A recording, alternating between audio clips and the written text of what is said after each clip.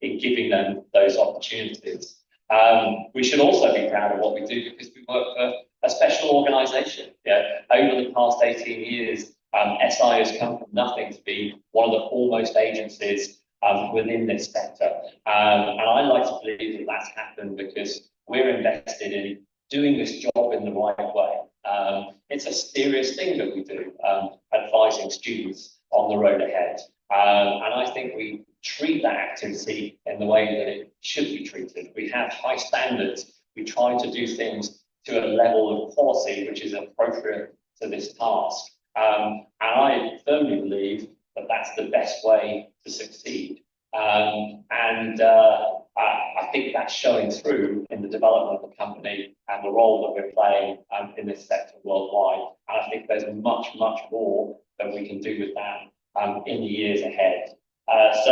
So much that we should be proud of, so much that can inspire us already in what we do in this marketplace.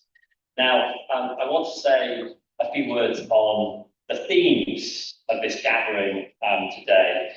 Empower, connect, inspire. Each one of you, I'm sure, will have your own interpretation of what those words are about. Let me share what they say to me.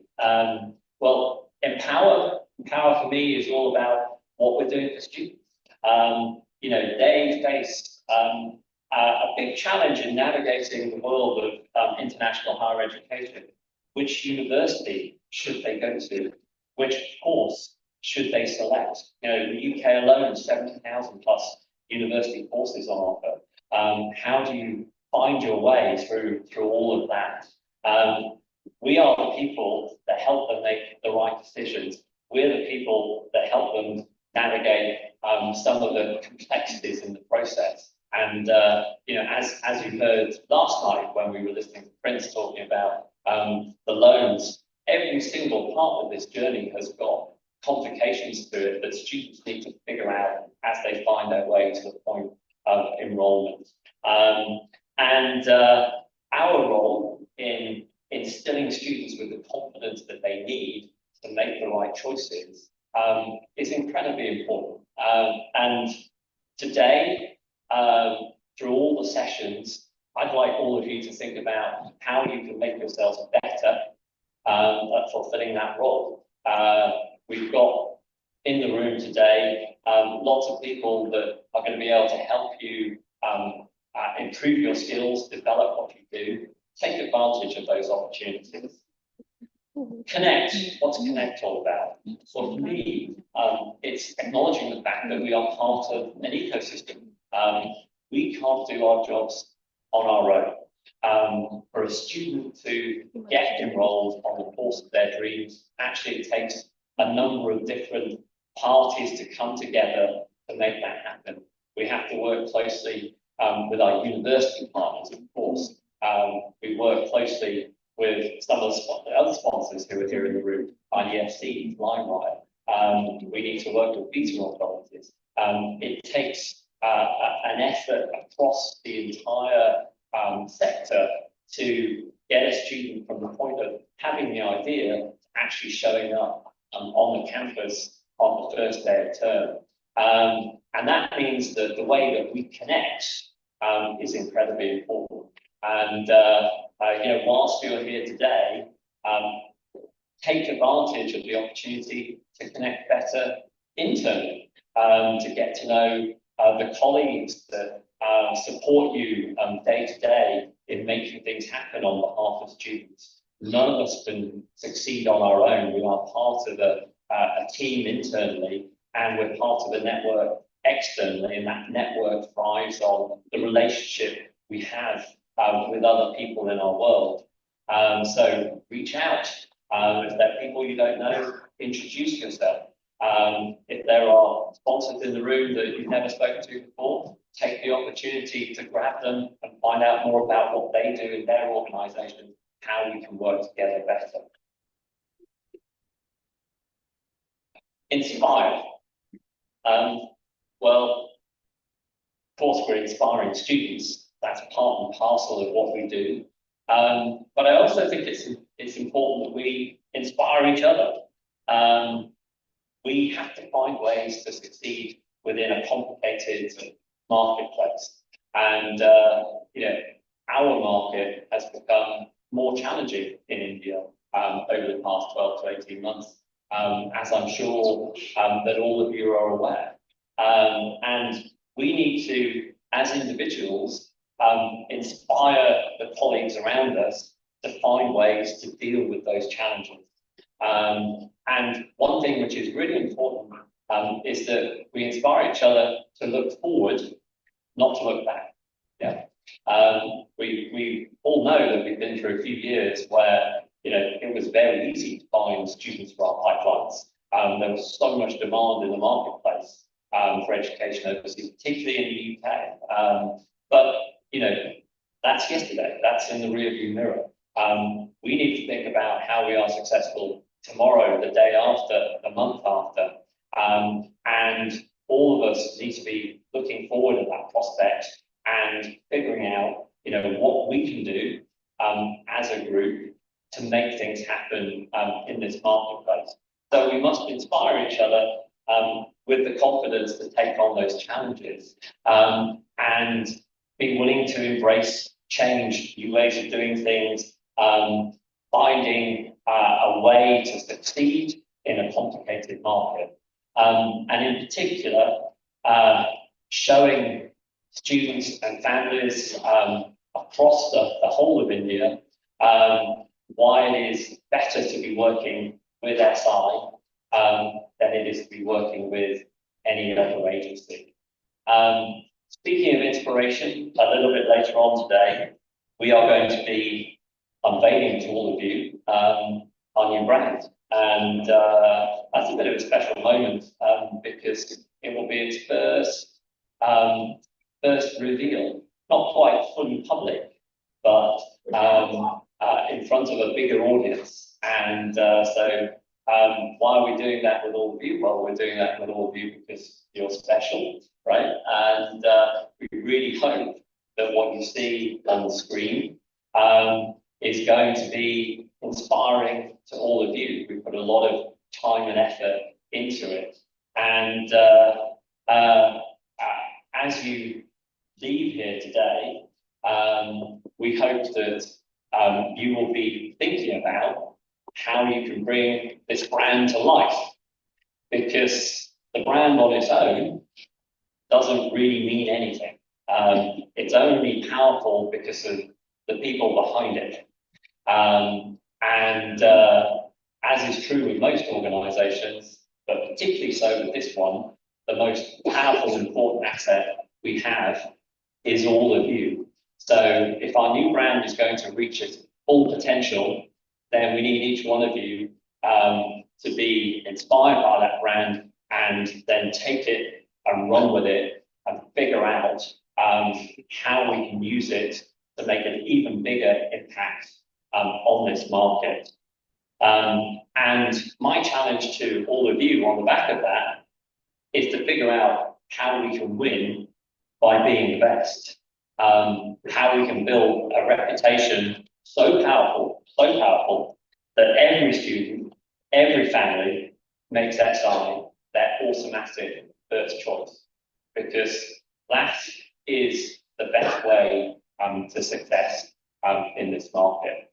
And I have a belief that we can make that happen, because this is a room, an organization full of special people. And if all of us apply ourselves 100% to that task and bring all of our ideas and all of our energy to bear on it, then nobody's going to be able to stand in our way.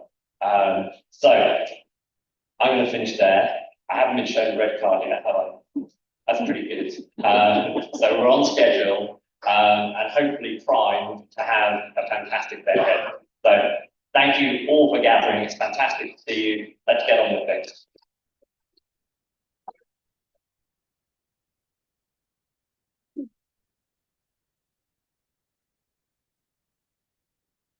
Thank you so much, Rob, for those inspiring opening remarks and for setting the stage for an exciting day ahead. I'm truly delighted and feeling very joyful because today we all heard about our theme, Empower, Connect, and Inspire. Thank you so much for making us realize our potential so that we can create a big difference in the counseling world in the era. Good morning, everyone. I hope you all are feeling fantastic, aren't you? Aren't you? That was the one thing I wanted to hear. Now, it's an absolute privilege to welcome to the session on the art of influence, crafting impactful conversations. In today's fast-paced world, influence and communication are game changers. Sorry. Okay. In today's fast-paced world, influence and communication are the game changers. Whether you are leading teams, driving sales, or navigating high-stakes discussions. And who better to guide us than a true master of influence? Let's give a warm welcome to Mr. Suren Saini, a powerhouse of knowledge. He has helped organizations grow by up to 40%. As the founder of Sales Varsity Private Limited, he has shaped thousands of careers through his dynamic, results-driven training. A two-time TEDx speaker, actor, and model, he brings unmatched energy, storytelling, and strategy to his sessions. So, without further ado, let's give a thunderous applause for the man of the hour, Mr. Suren Saini.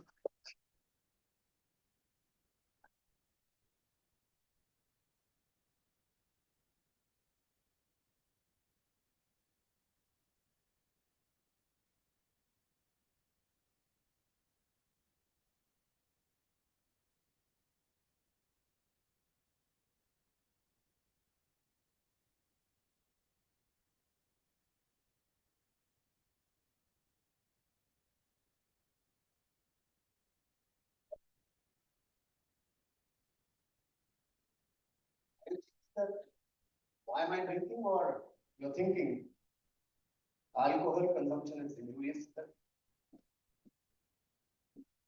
Or you want to join me?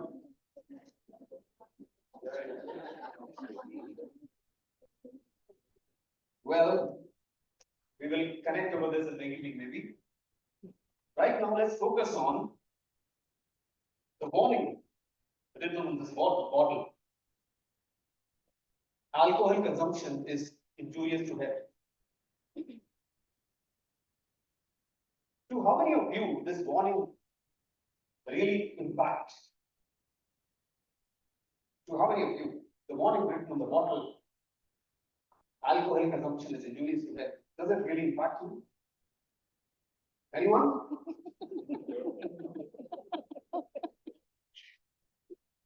And similarly, the warning written on the cigarette packs, smoking causes cancer. Anyone has ever got impacted by this notification on every cigarette pack? Wow. Why it doesn't impact? Can you think why it doesn't impact? Anyone? There has to be some reason. Think why it doesn't impact. Addiction, all right? We want to do what we want. Wow, very nice. Anyone else? Why it really doesn't impact? Wow, sorry, somebody there? Doesn't matter to us. And why it doesn't matter?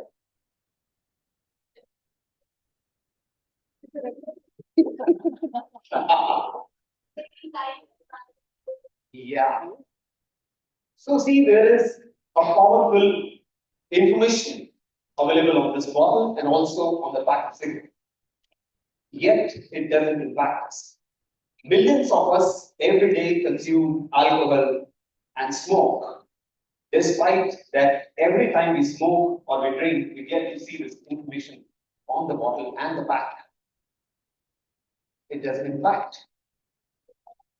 And that's precisely the reason why we are talking about this particular topic here. In next 60 minutes, we are going to explore and we are going to master the art of crafting impactful conversations. Because an information like this doesn't impact. So let me ask you something now to begin with. What's your business? If I ask you, what's your business? What's your answer? Anyone? What's your business? Your business means I'm talking about the business of SI Global here. Anyone who would like to explain what's your business? Finding future aspirations of the students who wanted to pursue their dreams or not. All right. Anyone else? Education. Education? Anyone else? Conflict. Mm-hmm. Anything else? Very nice. Sales. Wow. I love that. Hmm. Good ones. Change life. Okay. Let's look at something very interesting here. Let's assume that all of you sitting in this room, you are the parents of prospective students who may study abroad. Okay, put yourself into the shoes of the parents for some time. And let me speak to you on behalf of SI Global now. All right? Ready? Put yourself into the shoes of the parents. So here I am representing SI Global.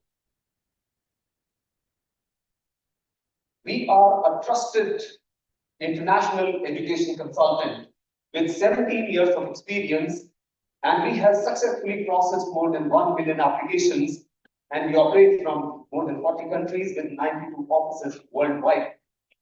Where would you like your child to study? Let me know. I'm addressing the parents here. Wow. Begin. So that's Act 1 that you just saw. I was speaking on behalf of SI Global. And the kind of responses I could see on the faces of parents sitting here, maybe.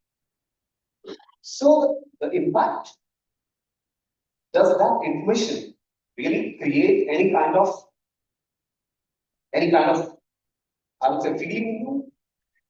Does that information really inspire you? Does that information create compulsion to take an action? Now let's look at another act here, Act 2, a different version. Again, I'm going to speak on behalf of SI Global. Studying abroad is a big dream, and that comes with big worries.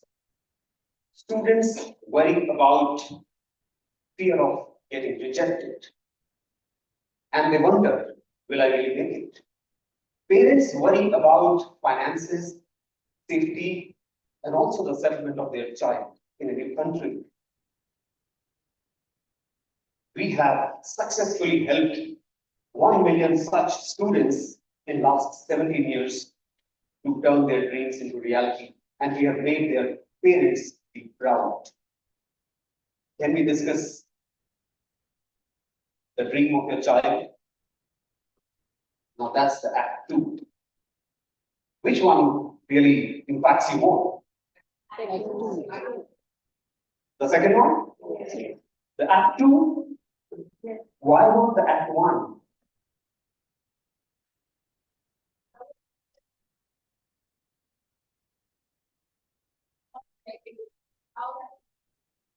One is more focused internally. More explanation. Act 2 is more focused on the needs of. Wow. Thank you very much.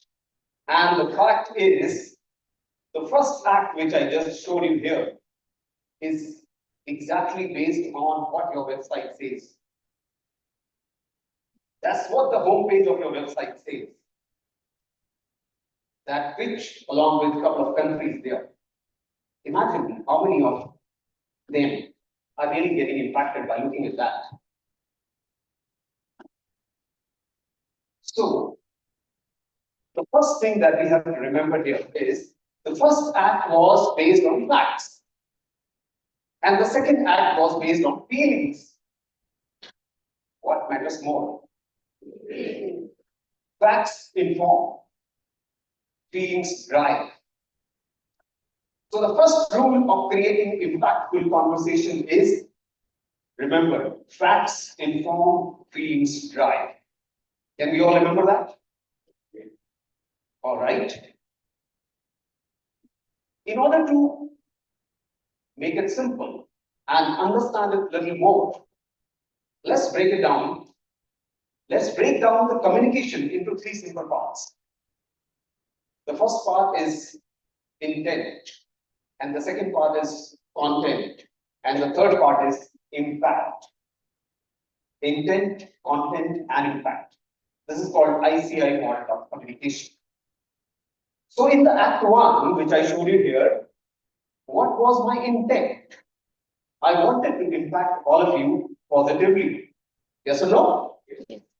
And same thing I wanted to do in the second act also. You agree? But in Act 1, I wasn't able to create that kind of impact which I was able to create in the second act. What went wrong? The middle portion. The content. You agree? You agree? Yes. All right. So what do we do with the content? If you have a very strong and positive intent, but if your content is weak, imagine the impact. Will it be positive? Yes, no? And if the contents are weak, sometimes the impact may also be negative, which we never want. So, just by having an intent, and on the basis of intent, talking to people, maybe your prospective customers or other stakeholders, when you just talk from the point of view of keeping your intent on top of mind and you do not really take care of your content, then the impact goes for a toss. So what do we do with the content here? How do we take care of that? So when it comes to content, people want, or we should be highly concerned about the feelings of people and also providing them some kind of evidence to believe. Feelings plus evidence. These two things have to be the part of the content. How do we do that?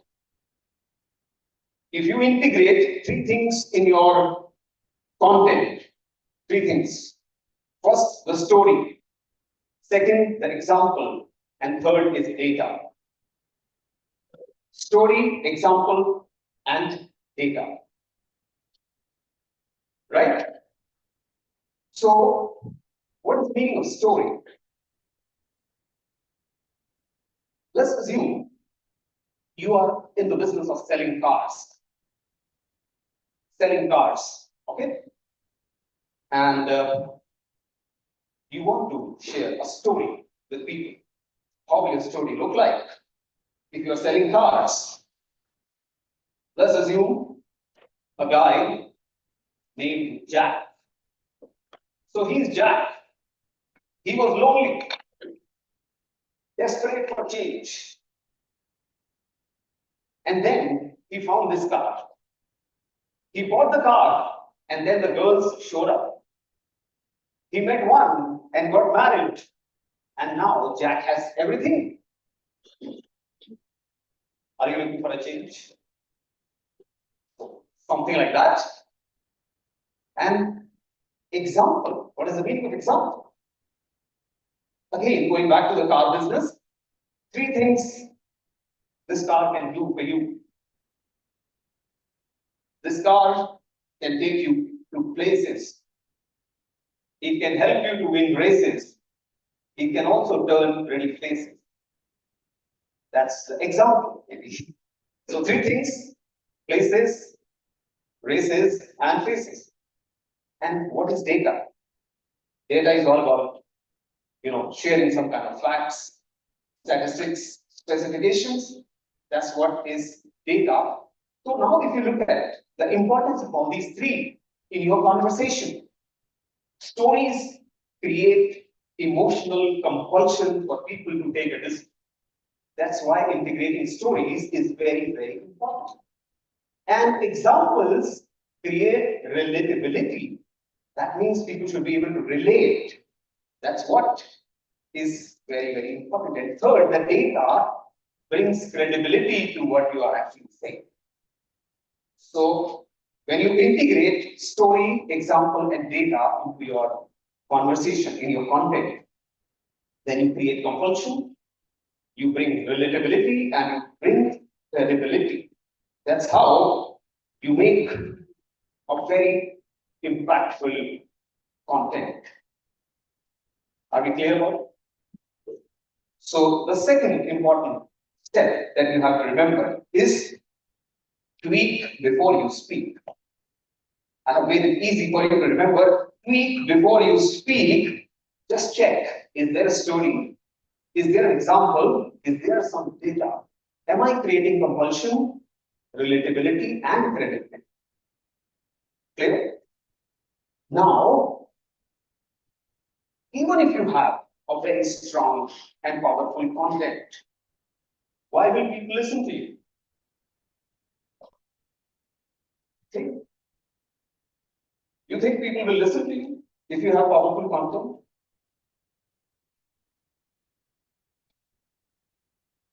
So this question has three possible answers. Yes, no, maybe. And I'm not giving you here anything. I'm saying, even when you have powerful content, why will people listen to you? Any answers? Do you think that people will really listen to you? How you put it across. All right. And that's what we have exactly discussed. How you put it across is you include some story, example, and data. But that still may not be sufficient. There is something more. If they have a need that they want to get fulfilled.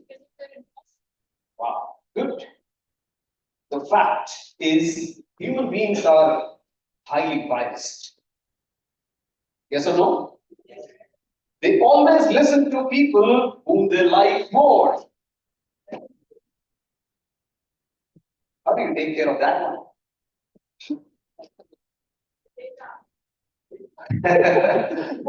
So human beings are highly biased and they listen to people whom they like. Now, imagine if there is a person who is more likable than the other one, there is a clear-cut advantage. Yes or no? Let's go back to our school and college days to understand the importance of likability here. Being likable is something very, very important. When you were in school and college, there was a teacher whom you liked. Yes or no? Yes. And you possibly scored the best in that particular subject. The teacher whom you liked. And on the contrary, there was a teacher whom you never liked. And you scored really poor in that. Yes or no? Yes. And the other important aspect is managers always give more opportunities to people they like. Yes or no? Yes. Remember, this one is very, very crucial.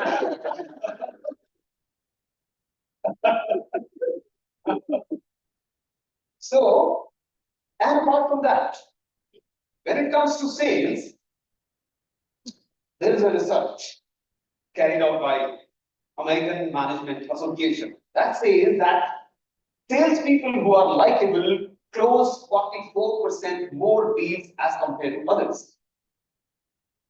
You never buy from people whom you don't like. Right?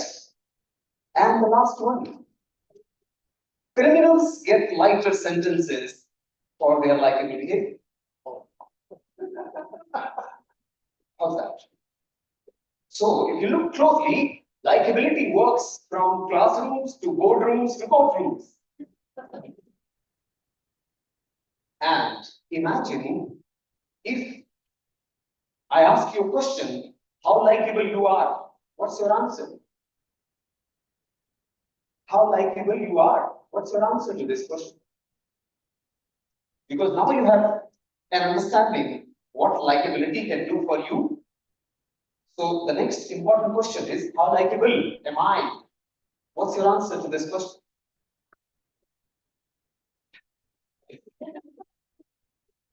Don't know. We have never thought like that. So how do we get to know it? Let's do a quick validation of this one.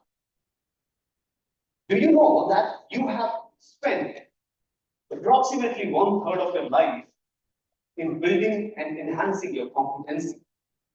There are two dimensions of an individual's success. One is the competency. And we all have spent approximately 17 to 18 years of our life gaining education, enhancing competency. So that area is pretty sorted from the point of view that in order to build and develop your competency, you all followed certain syllabus, appeared in examinations, and acquired some degrees which says that yes, we are all sitting in this room highly competent. Yes. Now let's look at the other dimension, likability. How many of us have really read even a simple book on how to enhance likability? Have we even spent 5% of our life in enhancing our likability? What's the answer? No. So now, if you look at the first question which I asked you, how likable you are, we have never worked on it. And that essentially is an area of concern for us. Now let's look at a scenario. A person who is highly competent and highly likable. Do you think that person is going to get more opportunities? Highly competent and highly likable, yes or no? Right now, you explored that we are all highly competent, but not sure about the likability. And now let's look at the other aspect. If you are highly competent and your likability level is low, then what will happen? That simply says brilliant plus unbearable. Yes or no? Is there anyone who would like to talk to such person who is brilliant and unbearable? So where do we fall? I don't know. And is that an area of concern? Should that be an area of concern? Let's dig a little deeper and understand what is likability. Anyone? What is likability? It is necessarily not about looks, not about being handsome or glamorous. Right? What is likability?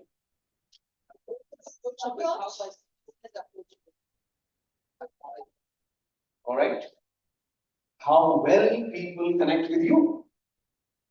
How much they value you. Yes or no? Yes. These are the two simple metrics to understand your level of likability. How well people connect with you and how many of them, right? And how much they really value you. So,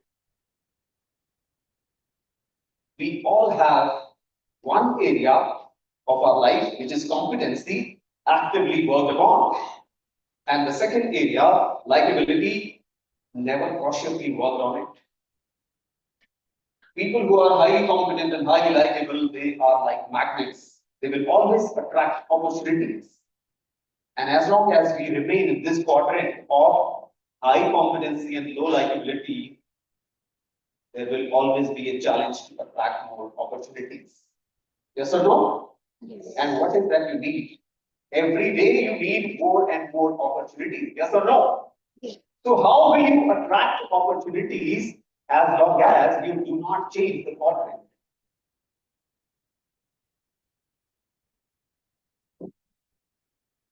Will be difficult. So, how to enhance likability? That's the question. How will you enhance your individual likability? Anyone? Any formula? Somebody said something. Okay. Anyone else? And try to be a little louder. How will you enhance your likability? Maybe we should know connect and deconnect, when to connect and when to deconnect. Okay. All right. Taking feedback. Taking feedback about what? Feedback about am I likable or not? Or what? Or maybe, hey, do you like me? That's quite strange. But I would love to do that. That's the best way to understand if I'm likable or not. Well, 4 things. 4 C's to enhance your likability. The first one is based on human beings' hidden emotional need. All of us have a hidden emotional need of being appreciated. Yes or no? Yes. And anyone who appreciates us, we like that person. Yes or no? We tend to like that person who appreciates us. So the best one, the simplest hack is always compliment people genuinely. First C is complimenting people. Yes or no? Can we do that? Yes. I think not so easy because the word which I mentioned, compliment genuinely, is something which is genuinely is the difficult one. Remember, people can sense if it is not a genuine one. And instead of becoming likable, you might become unlikable. So practice it or at your own risk. And the second one is concern. The second C is concern. Concern about the success of the other person. Concern about the benefits of the other person. If you talk to people about their concerns, they like you more.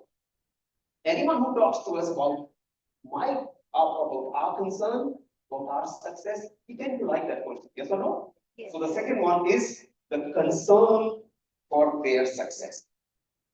And the third C is curiosity.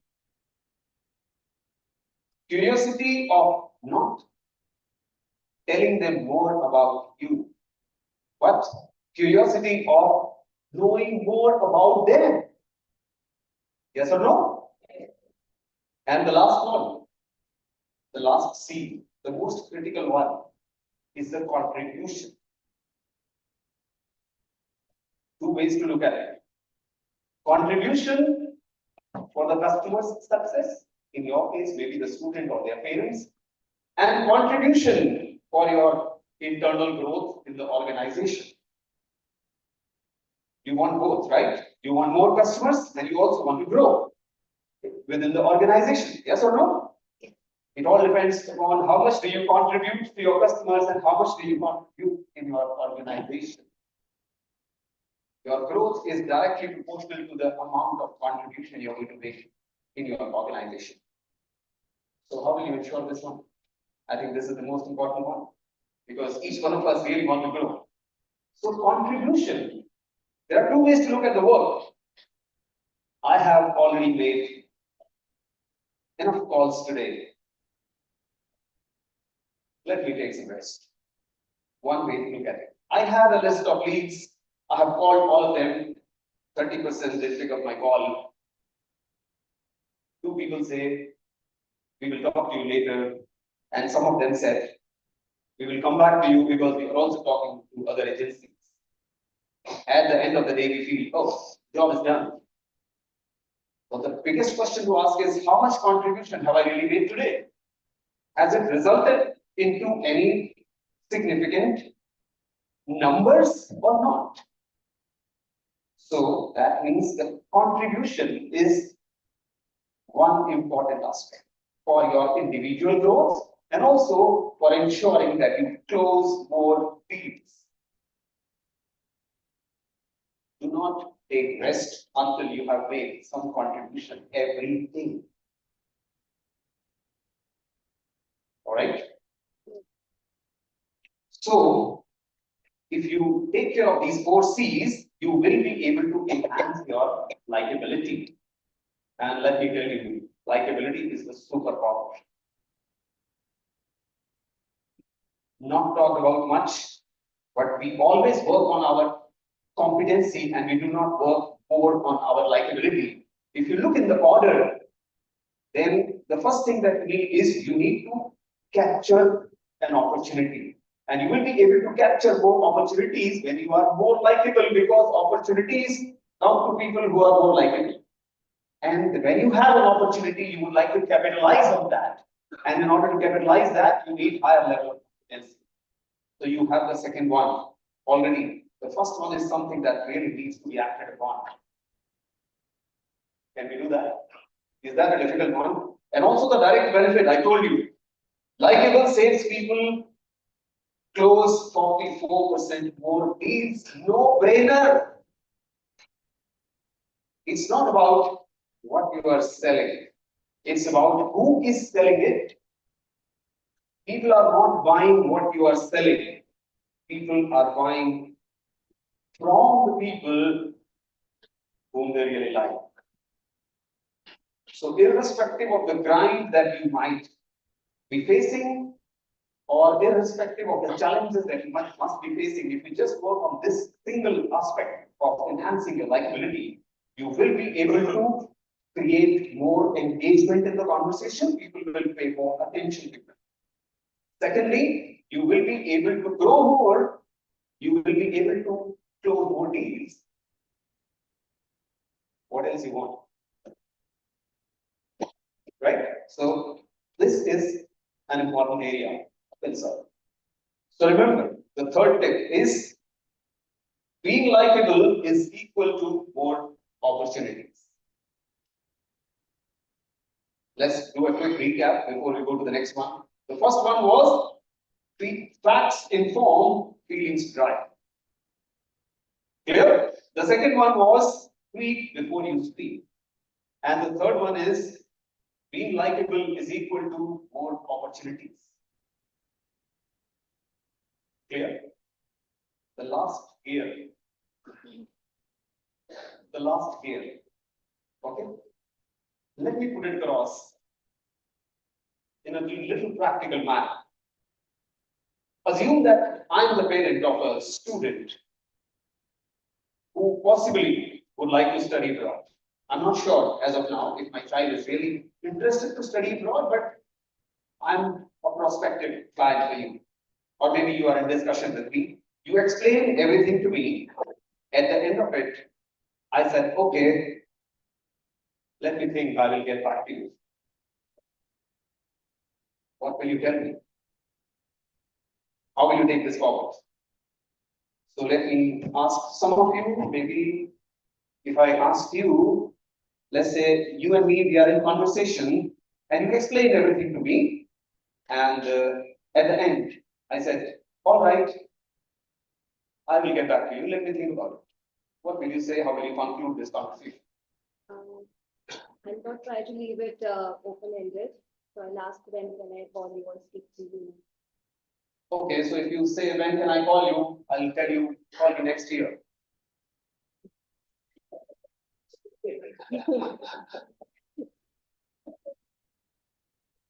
I answered your question. So maybe something like, is there anything else I can help you with? Do you have any questions in your mind? I am concerned about the safety of my child in the new country, so I would like to talk to you, few more agencies. Okay, so I can assure you I will try to fix up a call with a senior person or with a relevant person to ensure that you get the right information about the safety, and to ensure that we will ensure that maybe connect with the university in that sense. Thank you very much for 2 reasons for taking this forward with me. Thanks a lot. Let's give a round of applause for that. Because quite spontaneous. Thanks for being supportive. Now that's something that we really have to look at. As a parent, I told her that I'm concerned about the security of my child, safety of my child, and I will be talking to 2, 3 more agencies. And you know what she told me? I will help you connect with university, or I will help you speak to a senior or somebody. Why? Do you know what is my apprehension? Do you really know what is the concern in my mind about the safety of my child? No. So on what basis did you give that answer? I'm sorry, I'm just using it as an example. Really sorry for that. But that is the last gear I wanted to talk about. Many a times the conversations that we are doing with people are based on justifications, suggestions, and assumptions. Okay? Justifications, suggestions, and assumptions. And all 3 of them are not going to create an impact. Period. Justifications, suggestions, and assumptions will never create an impact. Why? Because if you really want to create an impact, you have to uncover my insecurities. You have to really go deeper into understanding what is the concern. So if I was you, in order to address this objection of the customer, and also in order to have impactful conversation, I could have asked few questions to this gentleman. So I understand the safety of a child is a very, very important area. May I know what exactly is the concern? Why are you feeling so?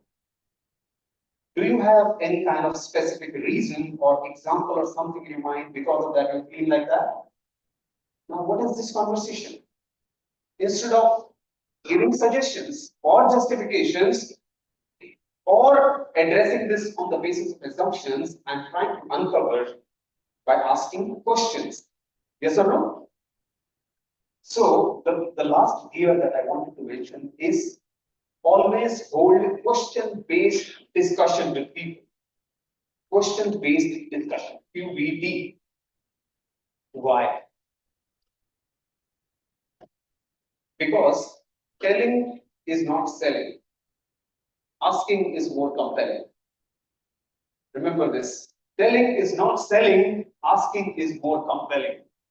So, if you look at the mindset or the psychology of the customers today,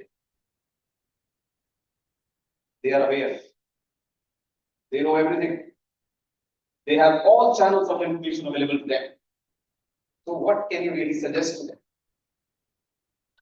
And what kind of justification you can really give to them? They already know everything.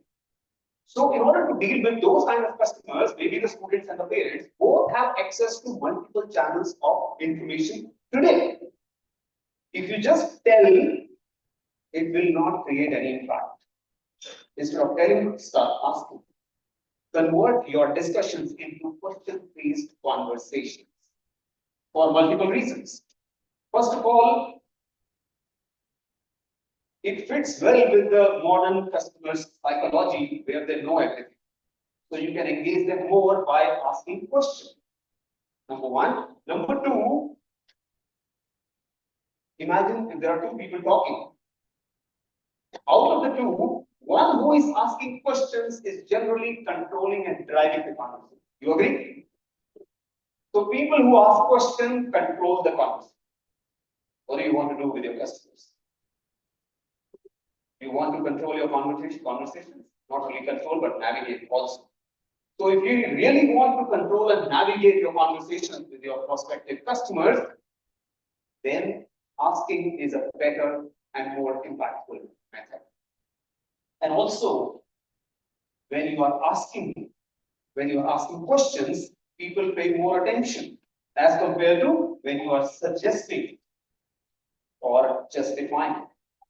So one important element of creating an impact is ask more powerful and impactful questions. And another reason is you will be able to handle all objections smoothly if you adopt question-based style of dealing with it. So questions really create a competitive advantage, and questions convert assumptions into reality. And questions will help you to control and create impactful conversations with people. So the question-based discussion will not only create impactful conversations, but it will also result into more conversions. So when a customer is saying that I'm concerned about the safety of my child, what exactly is the underlying reason behind that? And how will we get to know that? Most of the time, the concern shared in the first instance is not indicating or pointing towards the root cause. Until we know the root cause, we will not be able to address it. So that was the last one, the fourth one. So we talked about 4 important areas here. The first rule, all right, let me put it across. Bulletproof formula for making impactful conversation. 4 steps. First one, facts inform, feelings drive. Will you remember? The second one, tweak before you speak. The third one, being likable is equal to more opportunities. The fourth one, question-based conversation leads to more conversions. And that's what you are actually looking forward to. Right? And also, the conclusion here. From the business point of view, a student might be just an application for you. Just another application which you want to process. For a parent, that child is precious. Their dreams are precious. So instead of treating a child like an application, let's treat it like a very, very precious moment for the parents. So now if I ask you again, at the end of it, what is your business?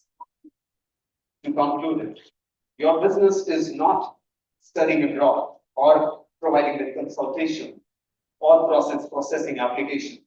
Your business is to help students turn their dreams into reality and make the parents feel proud. Correct? So maybe rework your approach to address every conversation on the basis of these 2 driving factors: turning students' dreams into reality and also making parents feel proud. Any questions?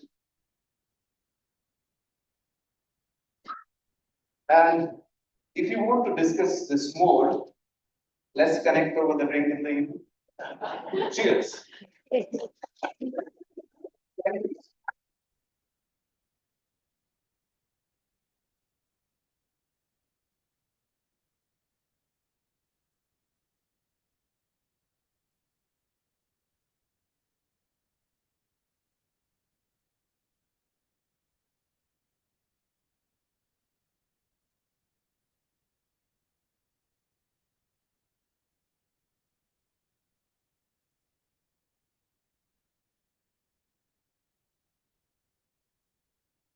Thank you, Mr. Seni. I think we got quite a few takeaways from your session, which we will surely use it.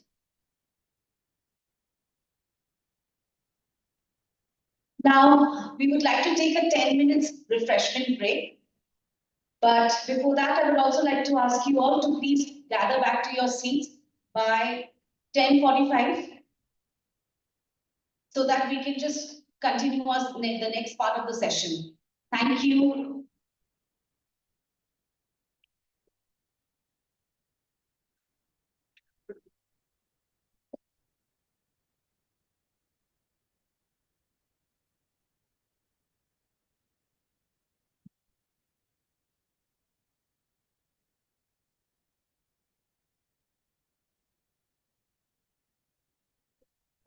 Finally, it's it stretches now. Stretching from there.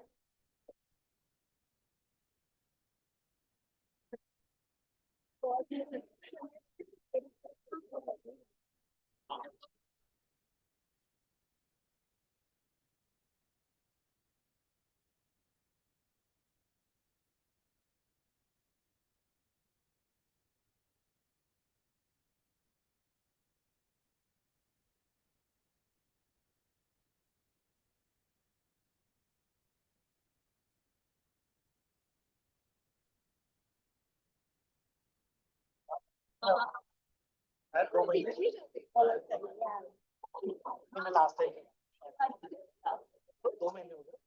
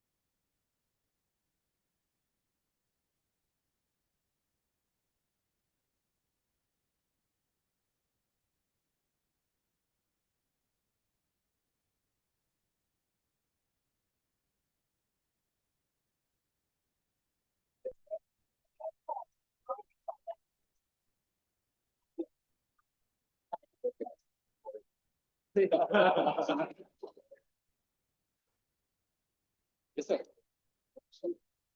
Jayan,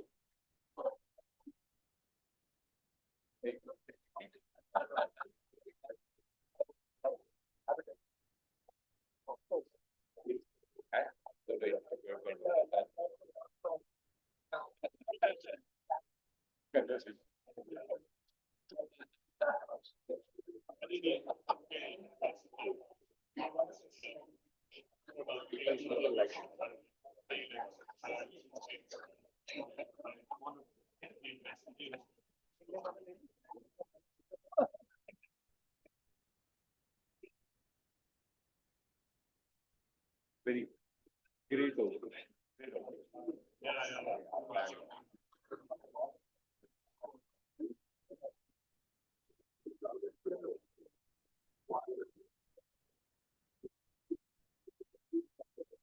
That was okay. Everyone like, what is that?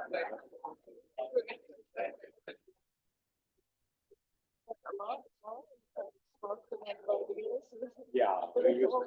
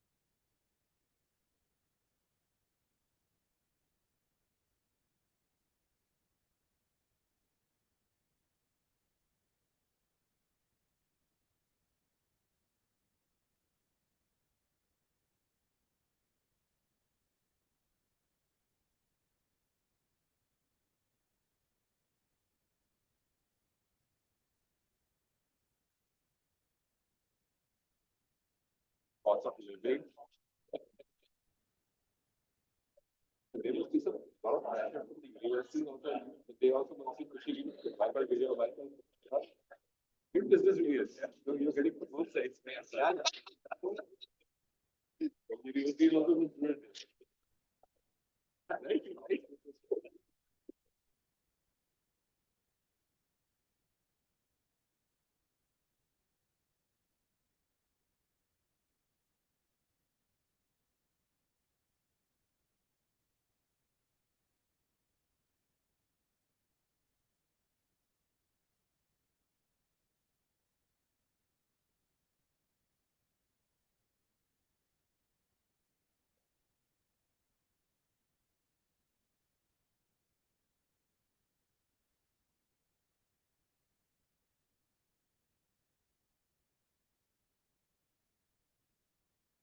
Guys.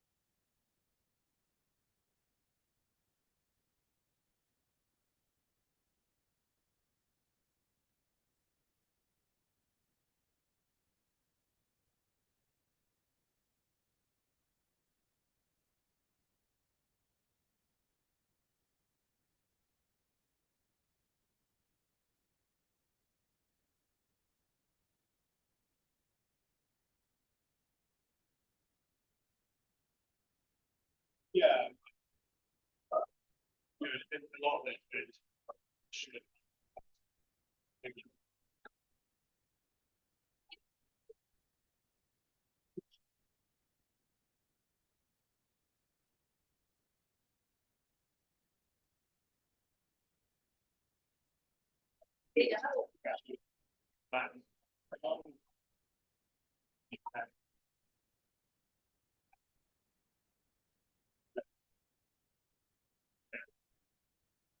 Then you say that.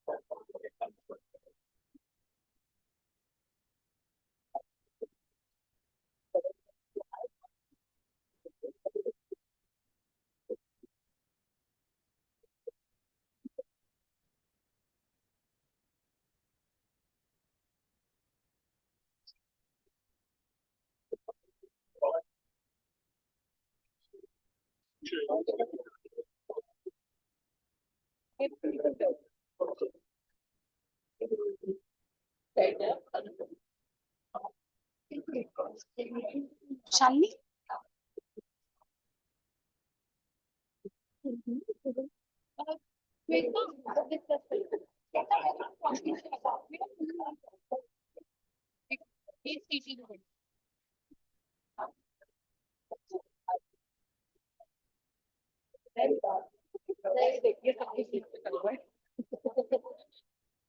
कल मैं आई थी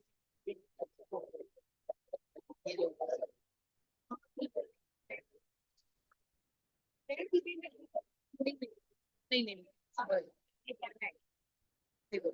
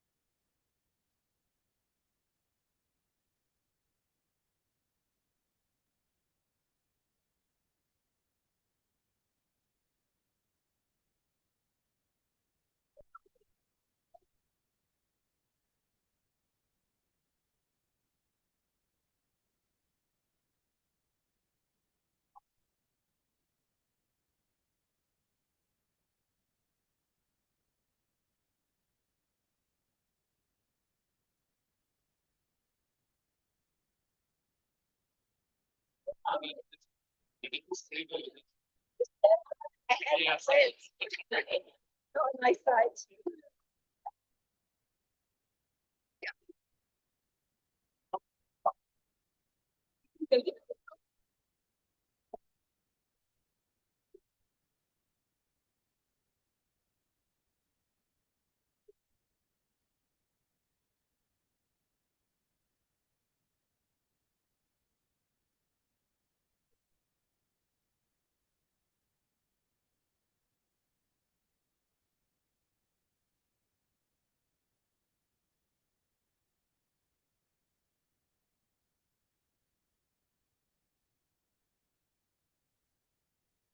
Hello.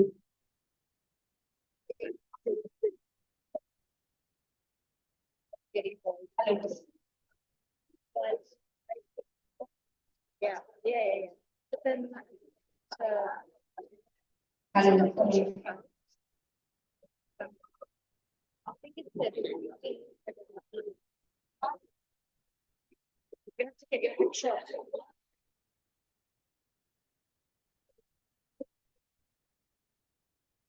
Hello.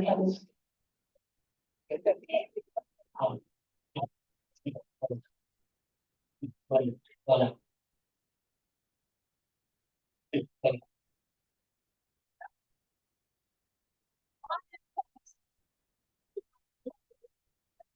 Hello.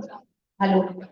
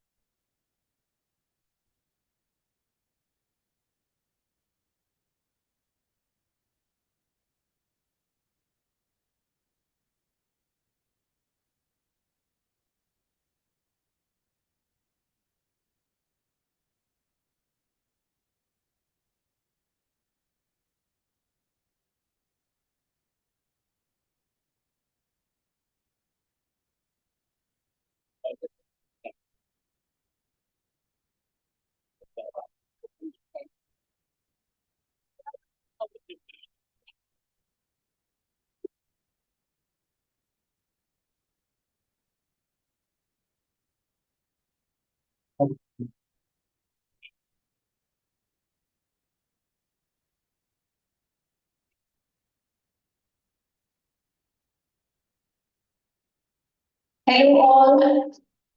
I would request all of you to please get back to your seats. Thank you.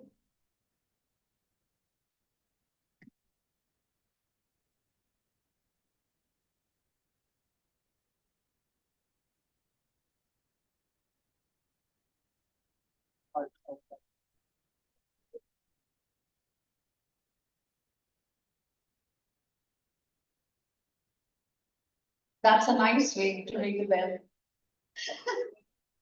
Yeah, school time.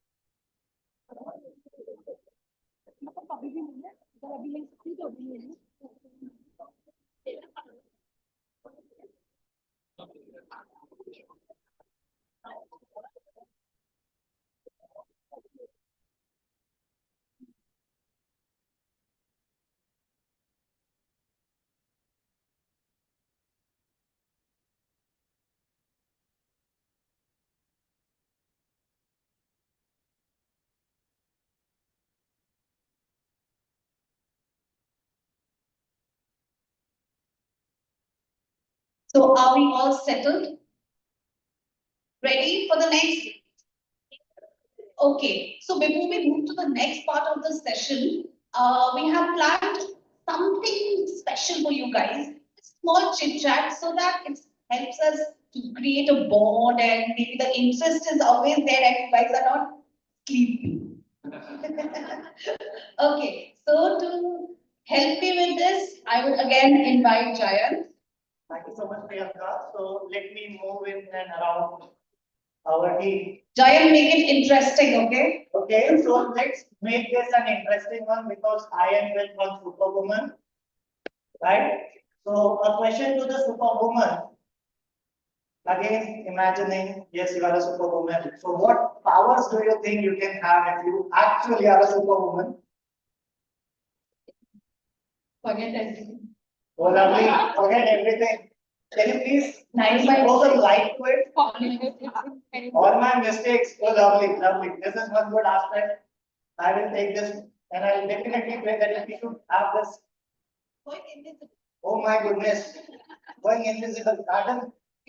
I had, seen one movie. So can you please elaborate? Going invisible, what would you want to do? Ah, very interesting, very interesting. So I was, hearing the news that there are, creators required. So we will contact you. Let me move towards again a superwoman. Smriti.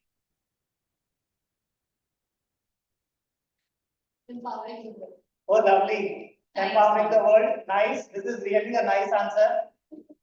Madam is continuously observing. So let us go to Vijayalakshmi. Madam, I know you empower students for USA and Canada, but apart from it, we would love to hear. Madam, you are a superwoman. Oh, live life happily. A nice mantra.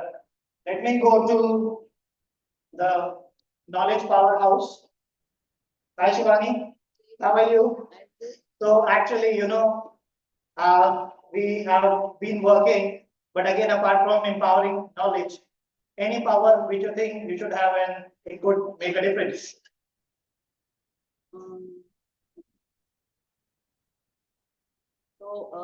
Probably ability to demystify the world and kind of there are a lot of rumors, so kind of demystify the world or not to spread those rumors. Oh, lovely, lovely. Is it in regard to our industry? No. Fortunately, thank you so much for the Jayant, power. I have a special request. Oh, I lovely. would want to know what Rakesh would like to have a superpower. Oh. Sir, one request, apart from sales, that's the challenge to our sales director. Ability to execute Oh, lovely, without mistakes. Okay, so on the basis of the request, We have already learned the 4 C's. Thanks to Mr. we cannot involve that. No, no, that's a cheating. I've been told not to talk about sales kind Smart answer. One last, and we would love to hear from you. Okay, if I were a superwoman, Yes. I think following on from the theme of Soren's Tenny, I would like us all to become more likable people. Oh.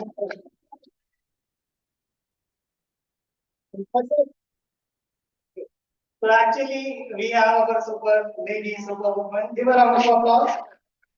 And right now, I'm giving away to my lovely superwoman, host, co-host, those. Thank you, Jayant. So now moving on to the next part of the session, I would like to invite on stage our CEO, Mr. Rob Grimshaw, and Mr. Morgan Edwards from Lancaster University. Please.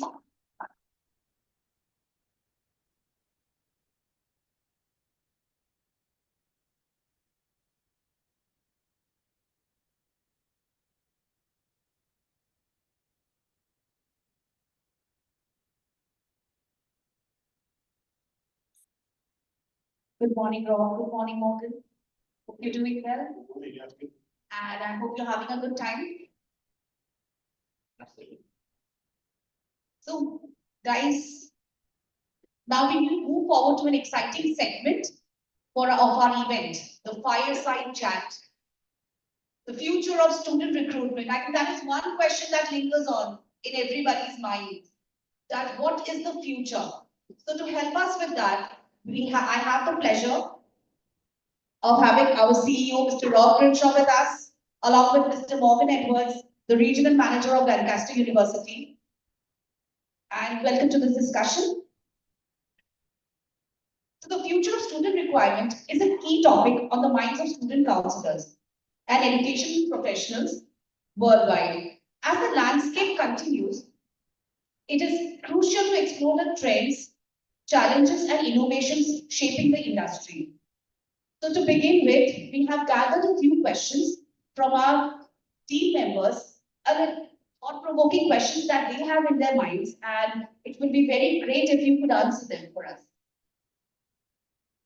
Starting with Rob, the first question that we have: how can organizations align recruitment goals with students' increasing interest in diverse study destinations?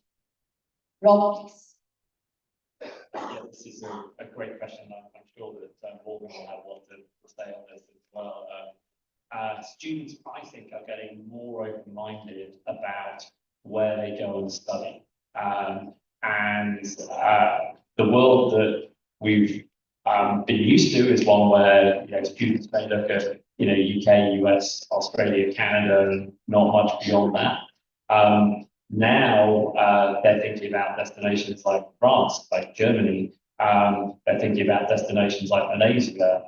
They're thinking about Dubai as a study destination. And even if they're focused on the big four, I think they're willing to look at multiple possibilities. From our point of view, as an advisor, I think we have to be flexible and open-minded. And if a student is genuinely interested in multiple markets, then we should be working to help them get the best information, the best advice about what's going to be a good fit for them, both in terms of the institution and the destination marketplace. And that's what's going to make us, a trusted advisor within the market overall. I think it's also good for all the universities that we work with if we do that, because when we hold events, when we're promoting ourselves, we've got more to offer, and that's going to attract a bigger pool of students to come and work with us. Yeah, I think me and Rob were actually talking about this last night, and there's been a noticeable shift, obviously, with the way that a lot of events now happen in other countries, and they're not just single destination events anymore. They're opened up to lots of different markets. So obviously, with SI Global, you're opening up to kind of UK and Canada and Australia in one place.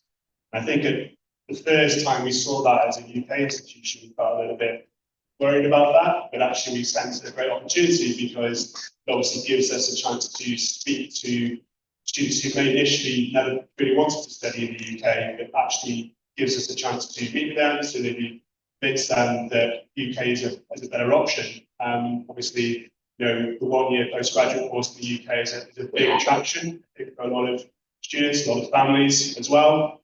I think it's going back to the original question as well, is we as a university have to be very, very mindful that, as Rob says, the students are being far more discerning, and there are a lot more destinations that they can choose from. It's not just the big four countries anymore. The world is a very open place now. Borders are kind of breaking down, and students can almost go wherever they want to go.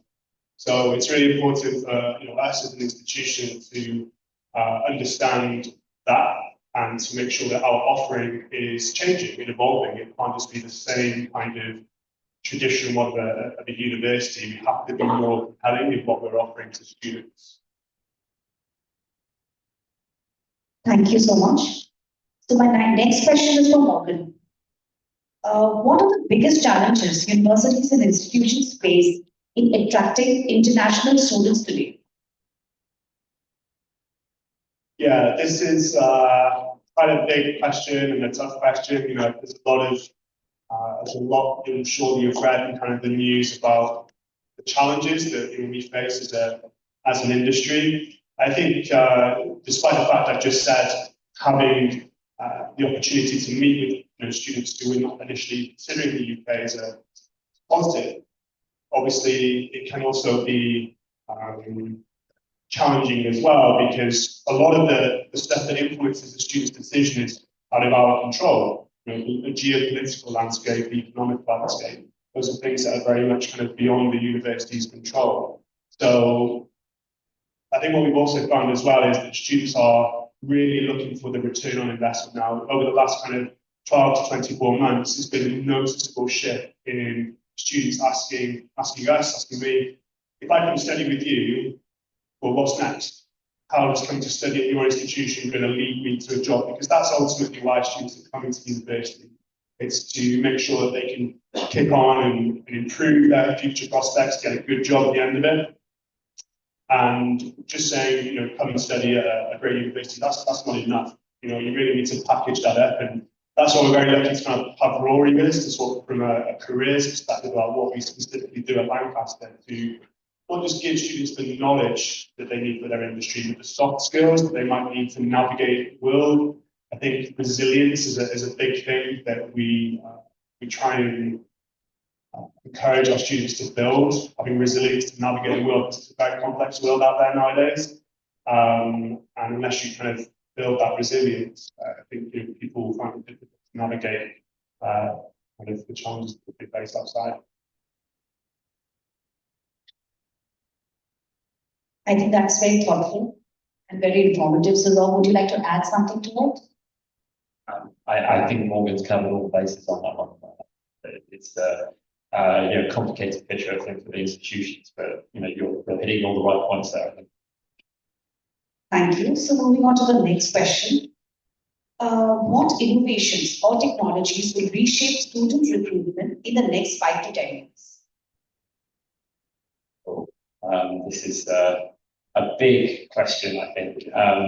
The role of counsellors has been changing over time because of the intervention of technology. There was a time, not so far back, where it was just straightforwardly very hard to find the information that you might need as an aspiring international student. The days before the internet.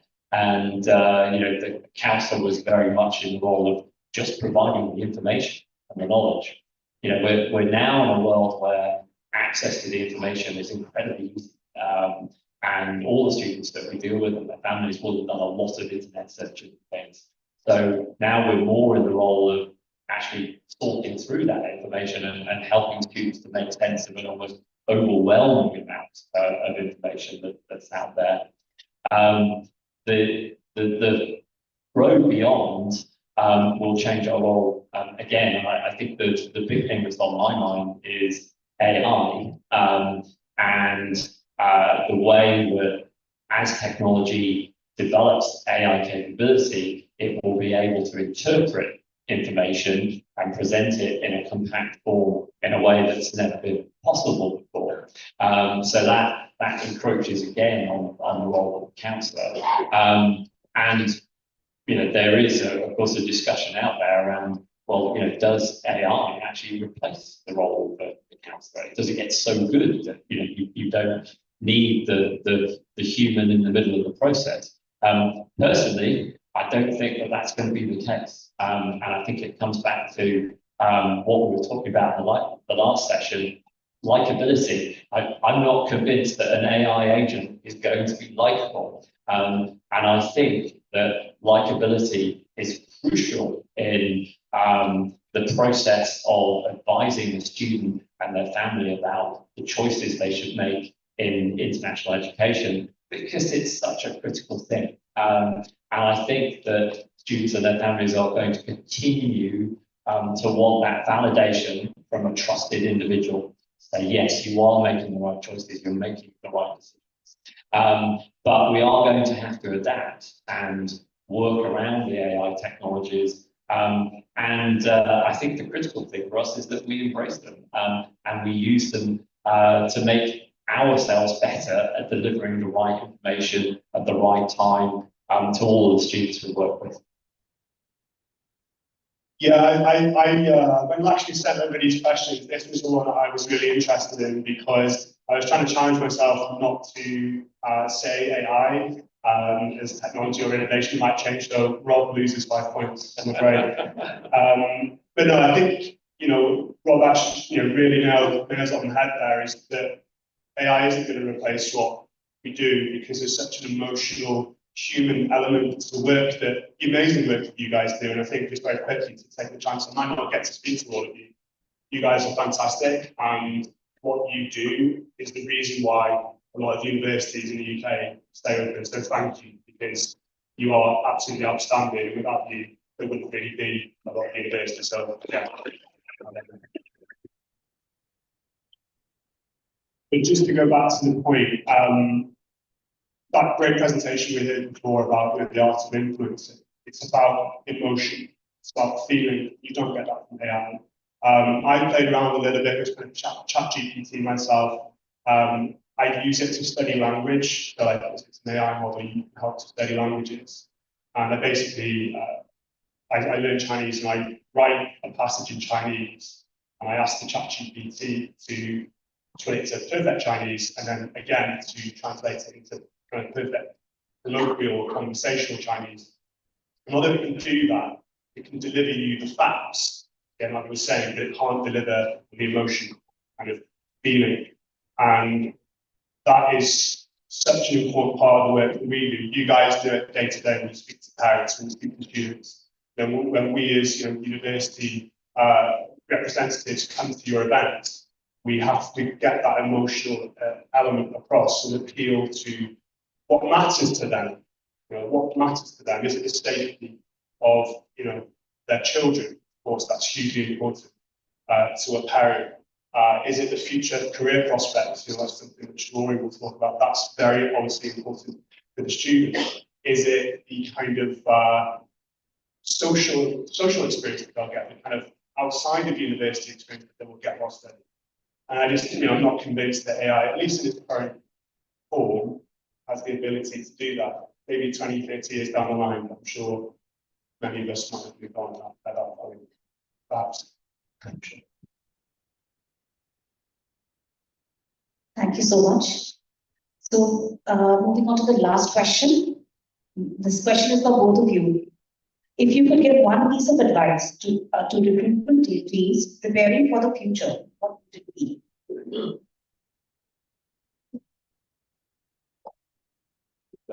I'll go first, and then I'll let Rob go, and he'll probably give me something to think about, so I'll have another go afterwards.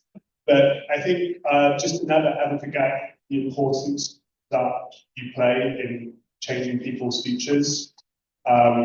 It's really easy when you're sat at your desk and you've had a rubbish day, just to think that you're just submitting applications and that's all that matters. It's just not. You're changing people's lives. I think when the gentleman before in the session before was asking for you to kind of say what you do, what's your job kind of thing. There are a couple of people saying about we're kind of shaping people's dreams and helping people achieve their dreams. And I don't think that's cliche. I don't think that is silly thing to say. I think that is absolutely bang on the money. Going to university or finding the right university is probably one of the most impactful decisions anyone can ever make in their entire life. I'm sure if you guys all think back to your own experience, you can agree with that. When I think back to my experience, yeah, definitely, I perhaps could have made some better decisions. I went to two very good universities, so don't go digging into my LinkedIn and saying, oh, we went to this university, which is very good. I went to two great universities. But I think I questioned whether they were the right ones for me. And you guys have a great understanding and a great role in helping students find the right university for them. And ultimately, that's what it's about. It's not about any loyalty or allegiance to particular places. It's about finding the right place for that student. And, as Rob saying, it's an incredibly complex landscape out there. So if you are a student, you're trying to navigate all this information, so over 100 universities in the UK alone. How on earth do you navigate that? Come to great people like you who can nail that down, where does the student belong? And I think you're doing an amazing job at that today. So yeah, I don't think it's needing to adapt too much more. It's just remembering this human element of what you guys do, what we do, and keep doing what you're doing because you're doing a great job. Thank you. And to add to that, I think there are a couple of things I would say. One is that we have to think about why we stand out. Morgan talked about the amount of choices that students have in terms of universities and courses they offer. They also have a lot of choice in terms of the agencies that they work with in order to make those choices. And we had to be very clear about why we are the best people to speak to, and not just be another agency on the street. And some of that's about what we do at a company level, but some of it's about you and how you make an impact on your local community. The local schools and colleges that we work with, the networks of friends and family and things. How do we make ourselves the preferred partner every day of every week and every month? And then the other thing I would say is that we've got to think more about the whole journey for the student, and to be effective partners for them through every stage of that journey. It is hard getting from the idea of studying overseas to the point of enrollment. There's a lot of different moving parts that students have to deal with, and I think historically, counselling can sometimes be about advising them on the course and the institution, getting the application done, and then kind of moving on. And I don't think that that's how we should be doing things. I think we should be understanding of the fact that students have got to get their loans sorted out, they've got to figure out transport, they've got to do the visa processes, and we should be a trusted partner through all of that and helping them connect with all the resources and information that they need, not least from our partners in the ecosystem, in order to get to the finishing line. So let's think about it as the whole journey. Thank you, Rob. Thank you, Morgan. So this discussion, I'm sure that it has provided us with some key takeaways that we will surely be implementing in our view, and it has also solved the queries regarding future of student recruitment. So with that, we conclude this session. Thank you so much. Thank you all for your engagement.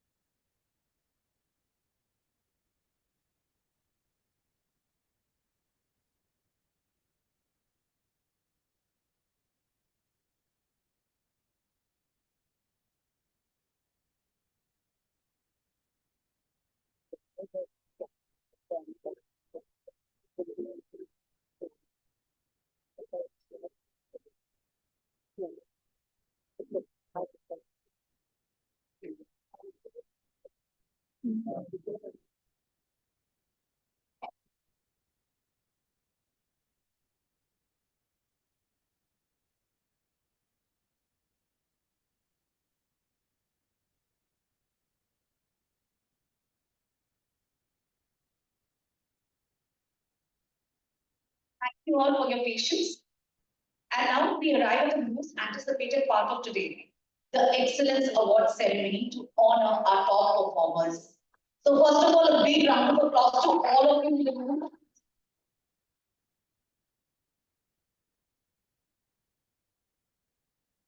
This moment is dedicated to recognizing the outstanding talent, dedication, and hard work that drive excellence within our industry. Today, we celebrate those who have gone above and beyond, setting benchmarks of success and inspiring us all to aim higher. So, without further ado, let's begin this special ceremony and honor the individuals whose exceptional contributions have truly made a difference. Today, the Excellence Award is categorized into different sections where we have carefully identified and grouped individuals based on their outstanding performance. To make this recognition even more symbolic, we have chosen bird names for each category. Birds, they are an epitome of resilience, grace, and boundless potential. Each category reflects the unique strengths and qualities of our awardees, just as every bird species possesses different distinct characteristics that set them apart. So let us begin. Are you all excited? Yes. Also, one small announcement. So once your name is being flashed here, I would request you all to immediately move towards the stage so that we save time. Thank you. So the first category that we have is the golden peacocks. Sounds interesting?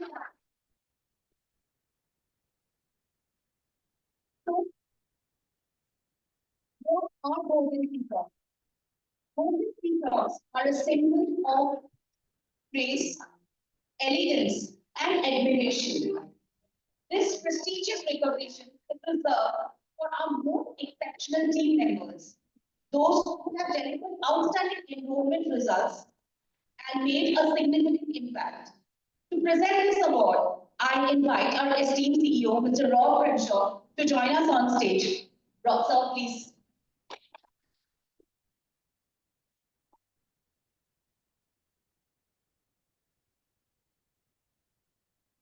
Our first recipient in this category is known as the Master Problem Solver, a go-to expert for tackling challenges with efficiency and skill. Please welcome Mr. Tariq Hussain. Tariq, please come forward.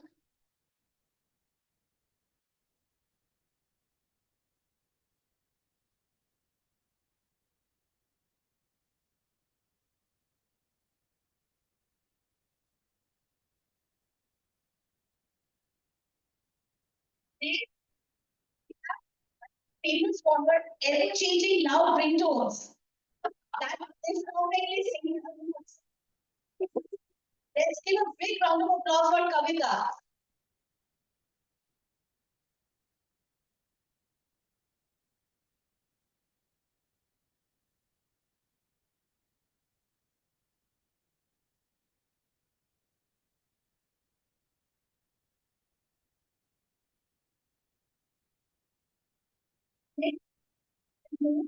Architect, not only for building strong partner networks, but also for laying the foundation for long-term success.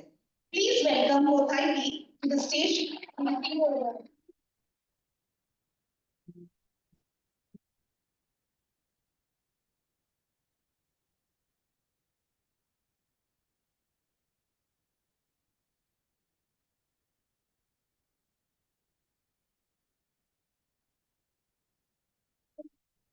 We honor Meghna Mehra, whose specialty lies in reviving closed and lost applicants.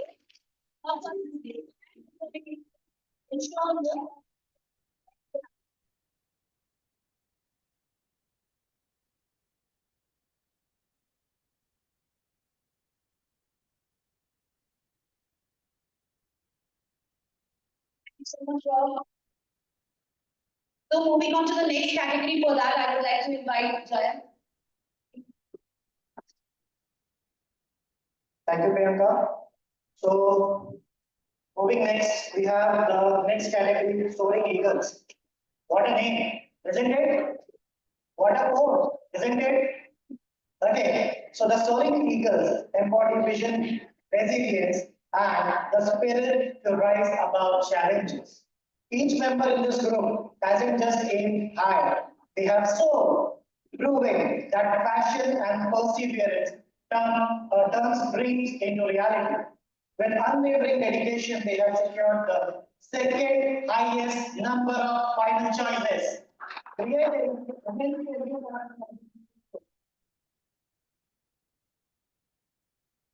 their success is a testament to hard work, dedication, and courage.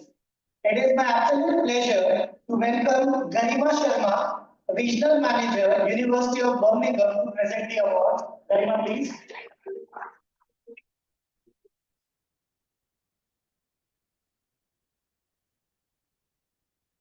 It's an honor to welcome a true visionary, Shri Krishnan Murli, a leader who transforms challenges into opportunities. His determination and improve that there is always a way forward. Let's find a way to move. He's carrying with him. Congratulations, Shri.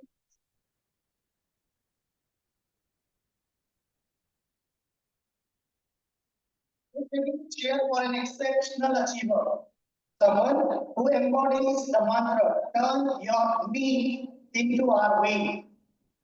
With unshakable dedication and an inspiring spirit of teamwork, he is the true definition of reliability. Give it up for the one and only Himanshu Chopra, the most Mr. Reliable. Congrats, Himanshu.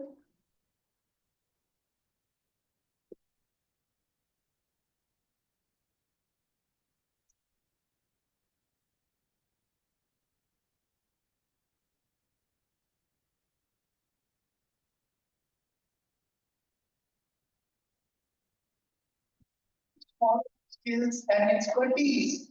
She holds the highest applicant to visa conversion rate in her region.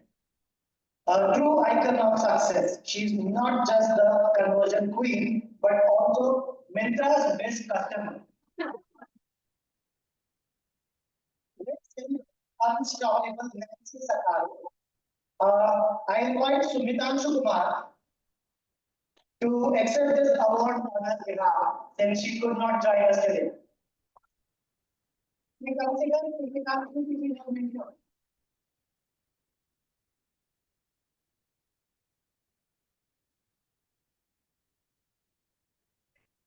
Priyanka Tyagi, the branch manager for Pune.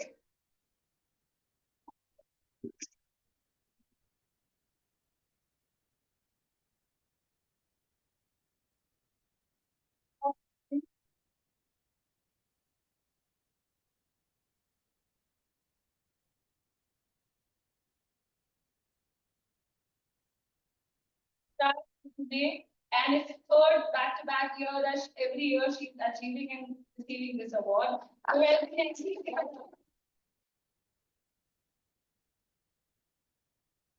A true guiding light for the students. She instantly finds the perfect fit, country, course, and the university like magic. Her dedication turns dreams into reality. This movement belongs to the unstoppable Anshu Arora. Let's celebrate her award. Anshu, calling for performance, say I put my applications.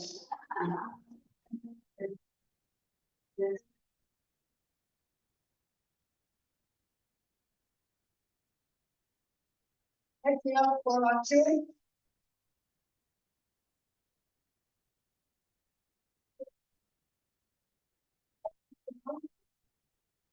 Priyanka, can we have you again? Thank you, Jaya.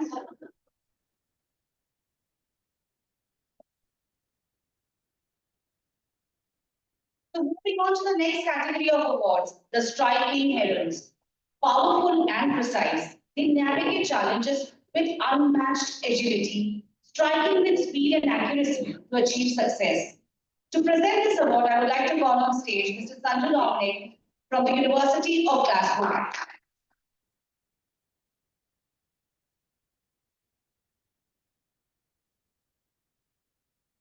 Thank you. So our first awardee, Shraddha Anil, is known for her unwavering let's get it done attitude, making her a driving force in the team. Shraddha,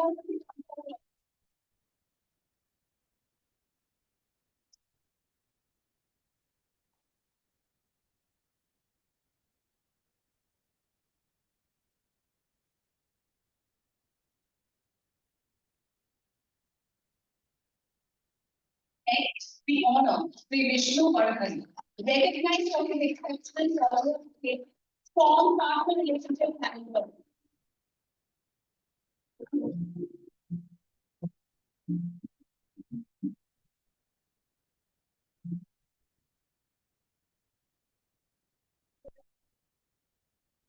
A true go-getter, always ready to take on challenges. Our next recipient is Tushar Singh. Tushar,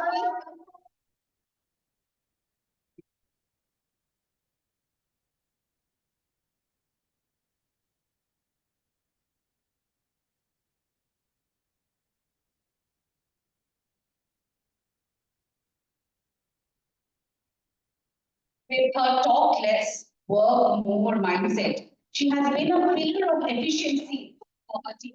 Let's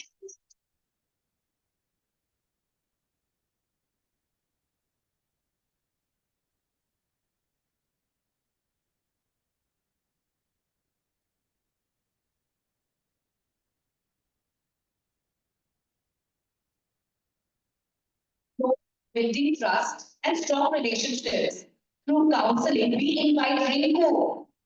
Rinku,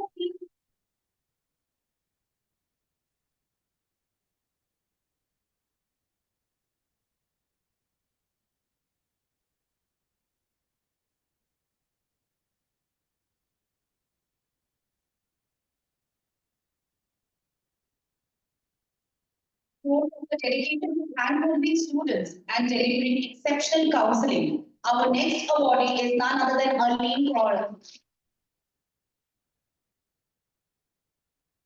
Keep it right louder.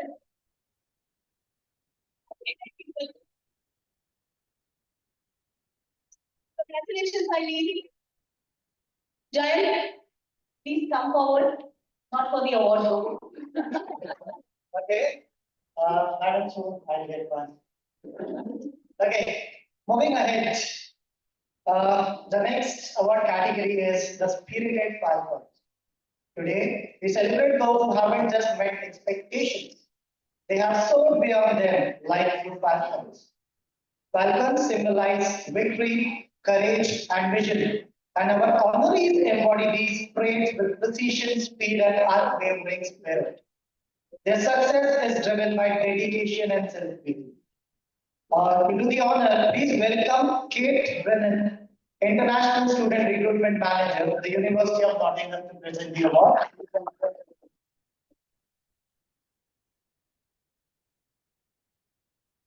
Okay, so give it up for the strategist, a powerhouse of experience, sharp analysis, and flawless execution.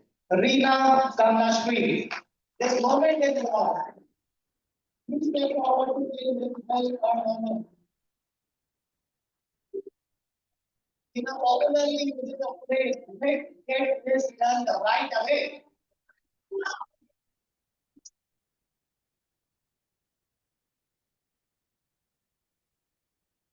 Make some noise for the perfectionist, a master of detail and precision, ensuring flawless execution every time. Satya Pramod, this achievement is a tribute to your dedication.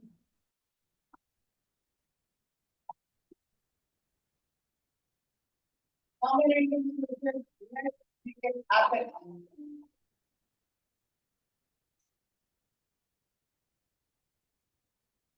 Here, let's follow the dictator, the master of the deal, crafting win-win situations with ease. Limia is the best here.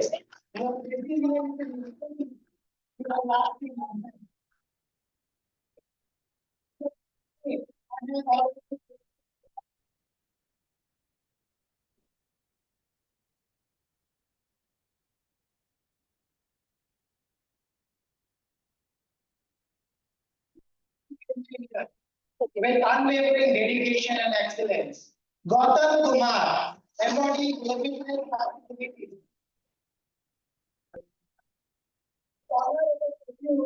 To his incredible energy. Give it up for Gautam as he steps up forward to receive his very big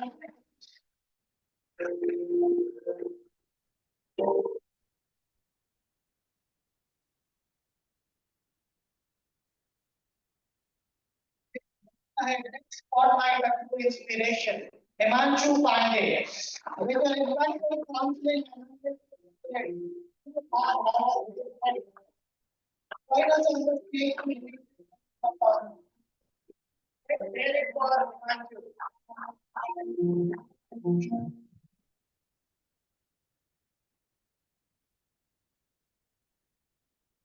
let's celebrate a vision.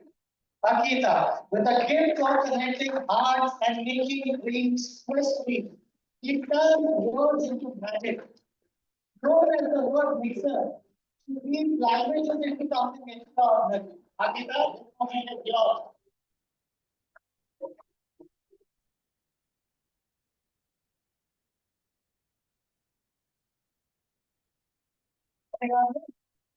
But dynamic counseling and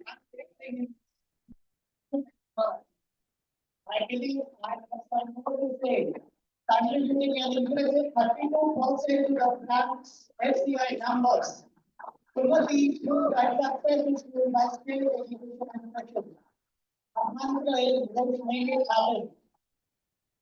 Congratulations.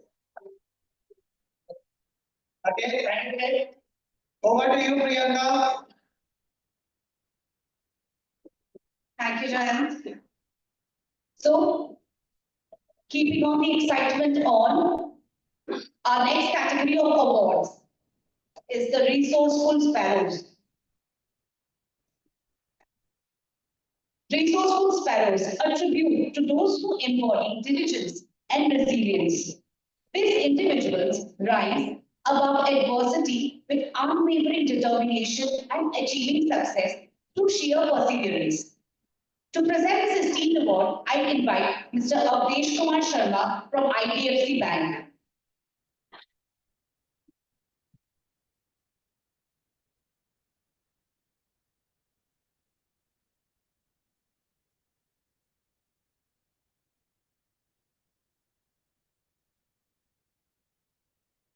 Big round of applause, guys. The first recipient of this award is recognized for her exceptional communication strategies in handling both inquisitive and challenging students as well as parents. Please welcome Mansi Ahuja on stage.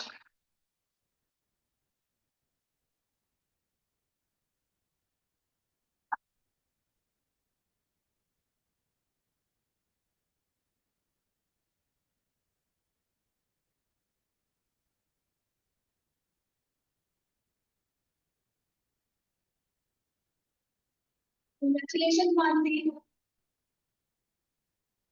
A master of innovation in the kitchen, he not only creates extraordinary dishes, but also uplifts his team with his culinary expertise and warm presence. Let's give a big round of applause as we invite Satvik Chakraborty. He needs to try some of the dishes though.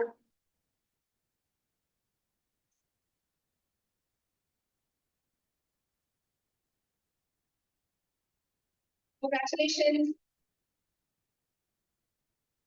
Reliable, adaptable, and a true team player. He is known as Mr. Dependable. Please welcome Mr. Mohammed Aman Sharif to receive his award. Aman.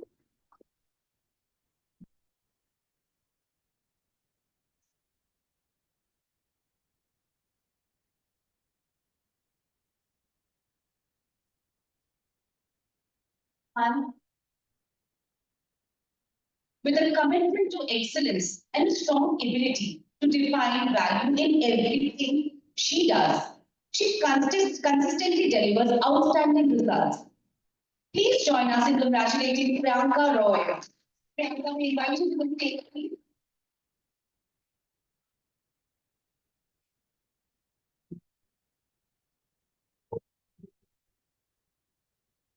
Congratulations. There are a lot of Priyankas falling on to the next one, in other than me. Driven by her ambition and pulled by passion, she has proven to be an invaluable team member. Let's welcome Priyanka Tiwari to receive her well-deserved award.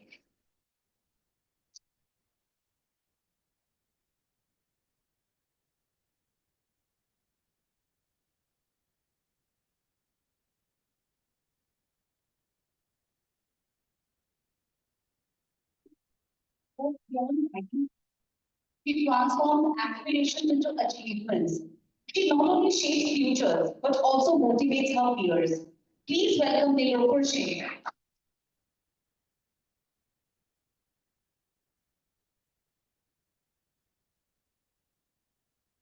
Congratulations, Nilofer. Can I get some energy, please? Somebody just Jaya, back to you. Thank you so much. So before we move on to the next category, I believe you all have kept whistles on your desks. Wow. Let's show some excitement. Okay, moving on to next, we have the next category, kinetic kites. The kinetic kites have redefined resilience soaring through every challenge with agility and strength. From visa changes to unexpected hurdles, they have turned obstacles into opportunities, pushing forward with relentless energy. Now, with great honor, I invite Karan Shaukin, Principal Advisor, the University of Central Lancashire, to present the awards to the recipients.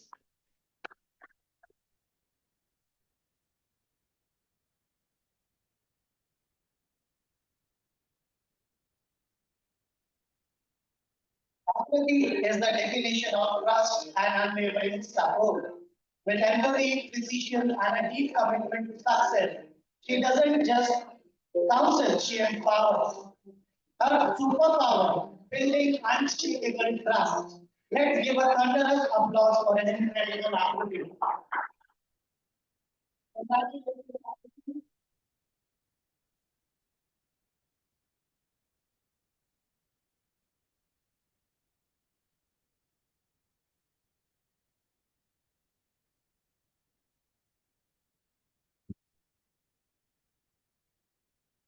We honor a force of nature whose dedication and spirit leave a lasting impact. From guiding the toughest students to tackling challenging parents, Shinija turns obstacles into stepping stones when great and dominant. Her development has truly given Shinija. Congratulations.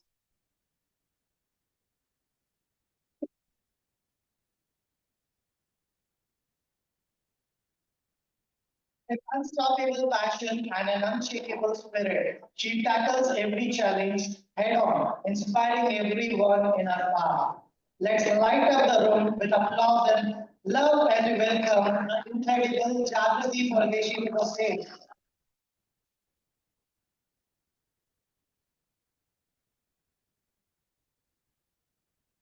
Folks, I missed one thing, Jagrati. Chalo na picnic chale. So this is what she prominently uses the phrase in her branch. Congratulations, Jagrati. Moving on, it's time to celebrate a true change maker. One who thrives on self-growth and embraces feedback with an open heart. A mentor, a guide, a true Gyan Guru.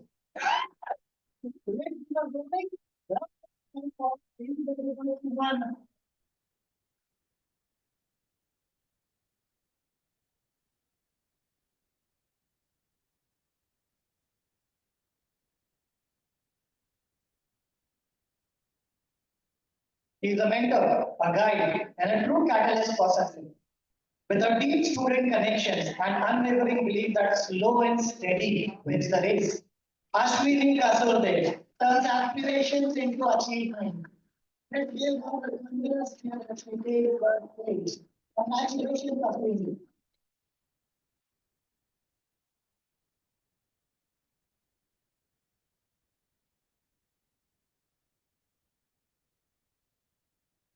Thank you so much, Karan. Priyanka, next, over to you. Thank you, Jayant. Up next, we have the category, the Thunderhawks. Influential and relentless, these individuals consistently exceed expectations, delivering precision-driven results that drive the company's growth. To present this award, I please welcome Mr. Morgan Edwards, Regional Manager, Lancaster University, on stage, please.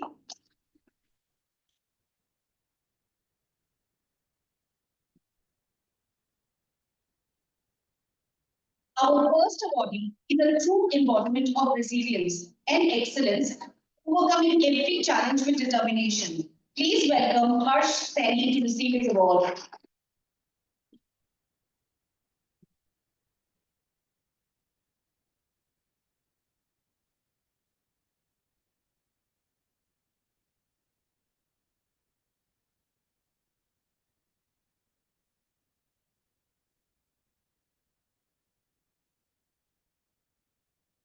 Congratulations, Harsh. Fearless and inspiring. She exemplifies boldness and bravery in every aspect of her work, motivating those around her. Please welcome Preeti Bagga to the stage to receive her award.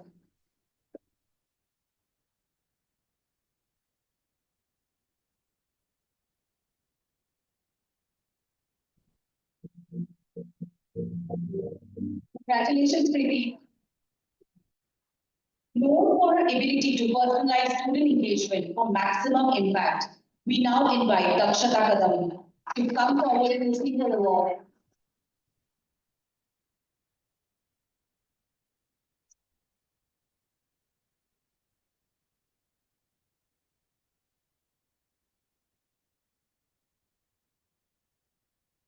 Highly appreciated by her students for her expertise and patience in resolving queries. Please welcome Charlie.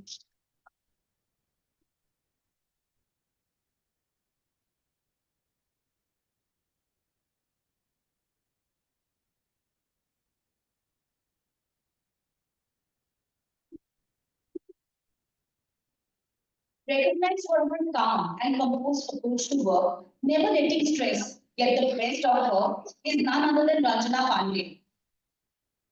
She is not here. I will request Counsellor and Sumitanshu to come forward and receive the award.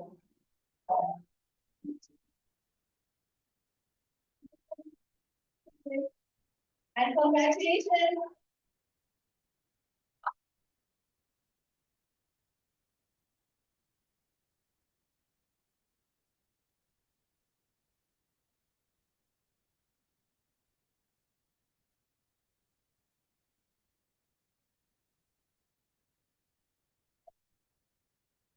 Our next awardee is known for transforming challenges into milestones and for her unwavering dedication. Please welcome Aishwarya Lal. Aishwarya, please come forward.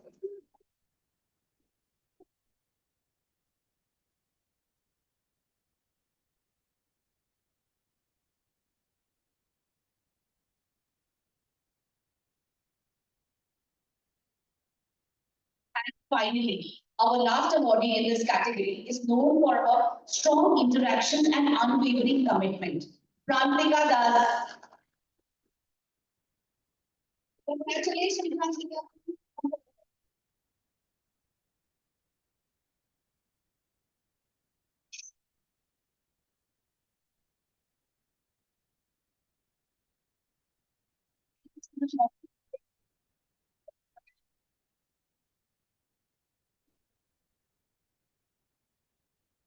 Thank you, Priyanka. Moving on to the next award category, the Velocity Hummingbirds, symbolizes relentless motion, strategic execution, and unwavering focus. Just like hummingbird, known for its ability to hover and swiftly change direction. The group members adapt, accelerate, and assist students with precision and speed. Now, with immense pride, I invite Priyanka Srivastava, Senior Relationship Manager, Flywire, to present the awards to these incredible individuals.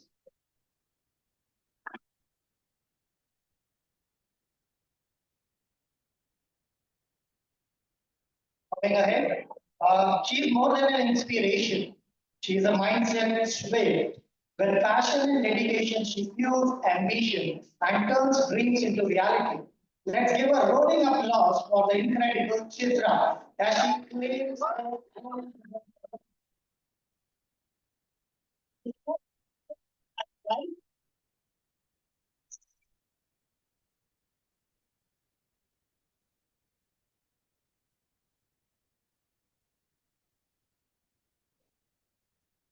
Moving on next, she is the voice of clarity, adaptability, and wisdom in motion. A true pillar of excellence knows how a dynamic, present, and powerful voice. Satya. Congratulations, Satya.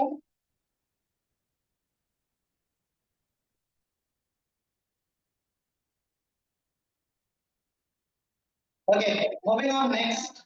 She is the go-to expert for counseling, conversions, and referrals, making success look effortless with her precision and care. A true pillar of support, always ready with, let me check with my student in the UK. Let's give a heartfelt round of applause for the amazing Priyanka Bish. Congratulations, Priyanka.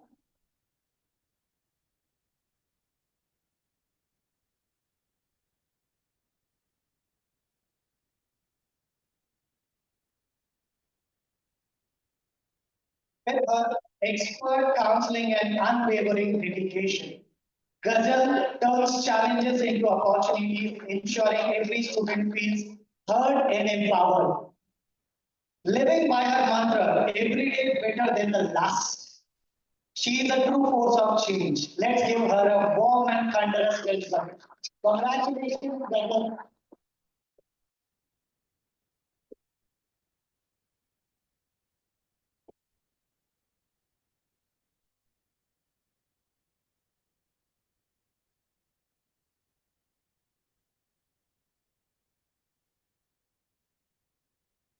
Some mentors guide, but Arvind Kumar Yadav stands as a pillar, steadfast, supportive, and committed to every student's success. His secret fuel, one more cup of Chaurasia ki chai. Let's give it up for the incredible Arvind Kumar Yadav as he takes the for the award.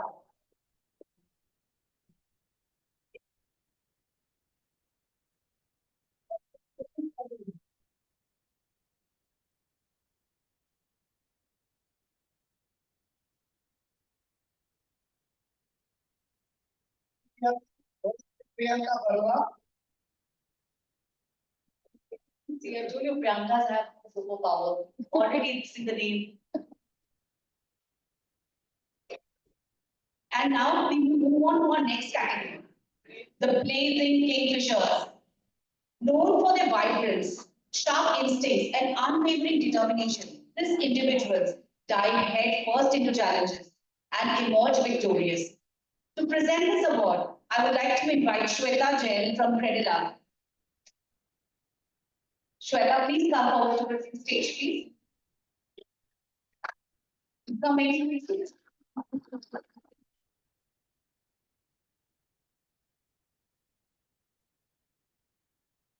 Glad to have you, Shweta. Our first award is known as the Rising Star.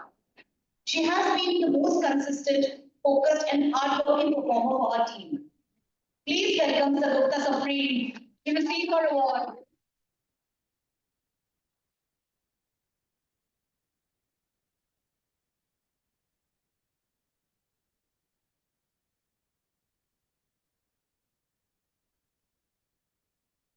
Congratulations, Sadhukta. Up next, we honor someone often regarded as resilient. She has a remarkable agility to overcome challenges while maintaining persistence and determination. Let's give a big round of applause as we invite Hanish Hussain.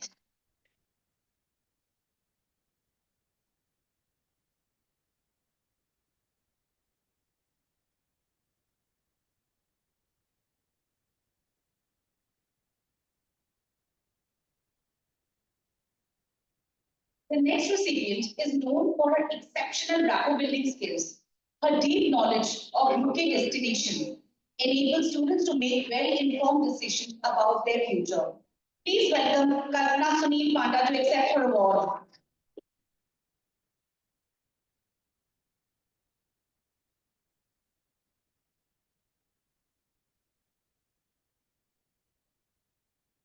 Congratulations, Kalpana.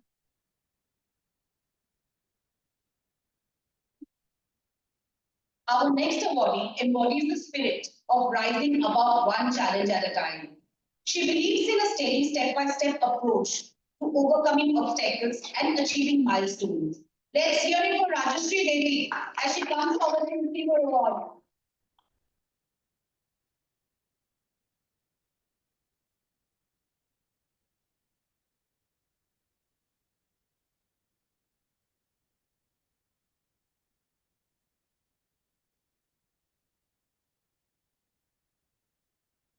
Congratulations, Rajashri. And finally, our last recipient of this category is recognized for her calm and composed attitude, coupled with a deep passion for achieving her targets. Please put your hands together for Jaswinder Kaur. Please take the award.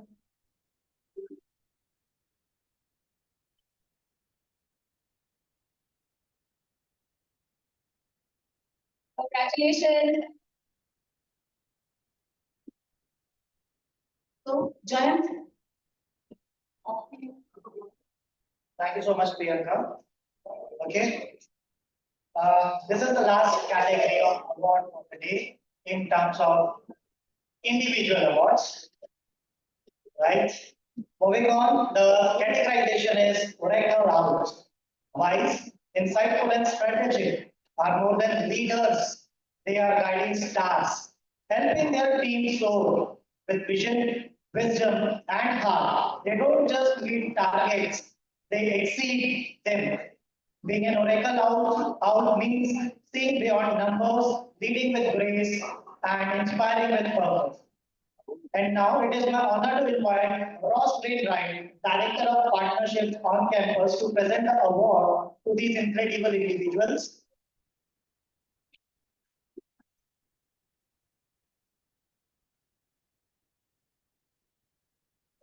Recipient has a journey from counselor to manager. Dan Lakshmi is the definition of hard work, integrity, and transformation. An inspiration to her team. She proved that passion and perseverance lead to success. So let's make it loud. Dan Lakshmi, popularly called Give it up for the incredible Dan Lakshmi.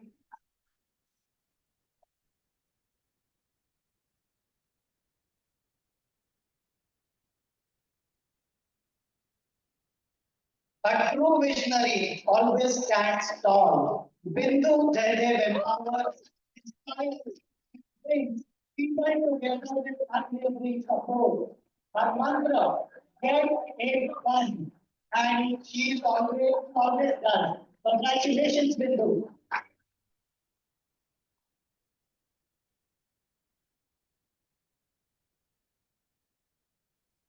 Since we are almost in the second quarter of 2025, Sandhya N shines as a unifier and leader. Spirit of coexistence, tradition, vision, and the mantra, we can do it. He inspires changes every day. Sandhya N, congratulations for the next part of the award.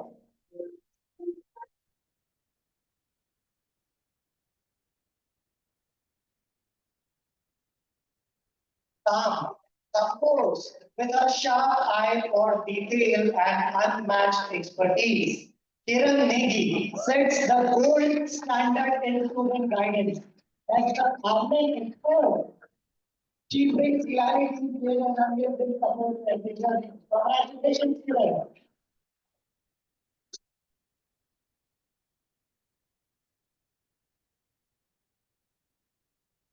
Moving on next, she is a fighter, a go-getter. Great. With resilience, passion, and a smiling face. Monica takes a heavy challenge. Congratulations to Viva.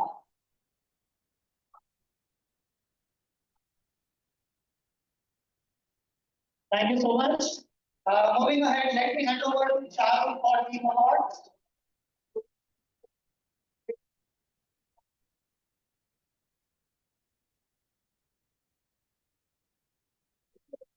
My name is Alice Sophie. I will take over the broadcast head of India. And I'm extremely delighted to present the next set of awards right now. Because, as Lakshmi said yesterday, the counselors are not the jewels in the crown. They are the crown themselves. It is imperative for the framework to remain, for a crown to be formed. And this is the framework that we are presenting the awards to now. Without them, nothing is possible. And each and every final choice, each and every step of the process is empowered by this set of people. I'm honored to present the awards, the next set of awards, to the team awards. The first set of awards, there will be a article.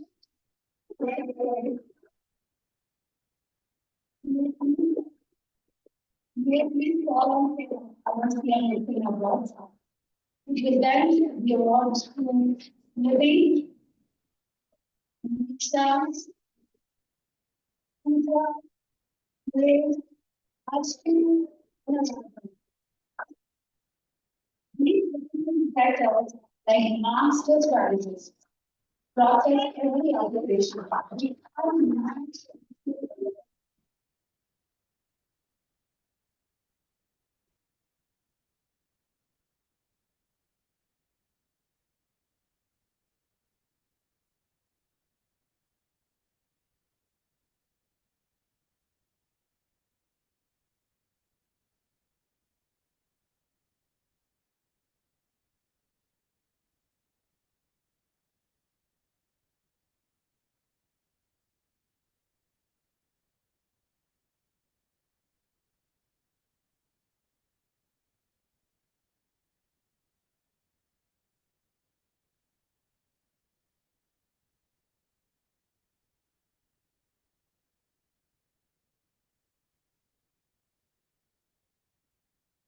You're all equally touched.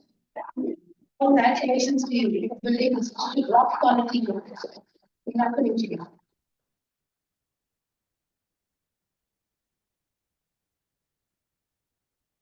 The next set is the data dependent. The folks who make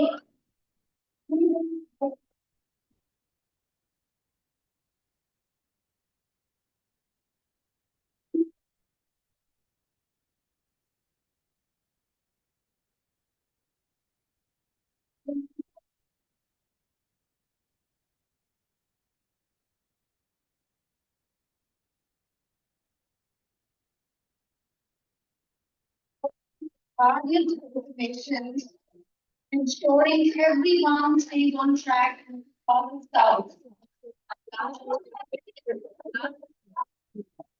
Congratulations.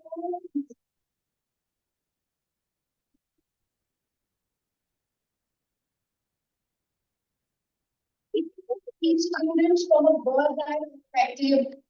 We all are counselors, we do not have the data perspective. Thank you so much for enabling us to do that. It's such a critical role.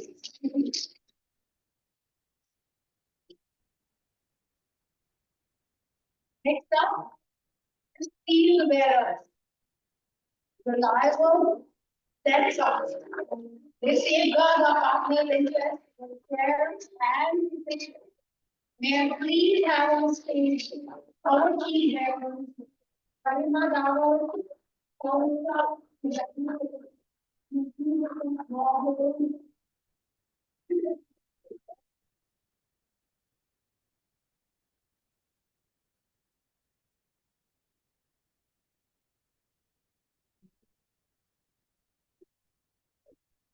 Great.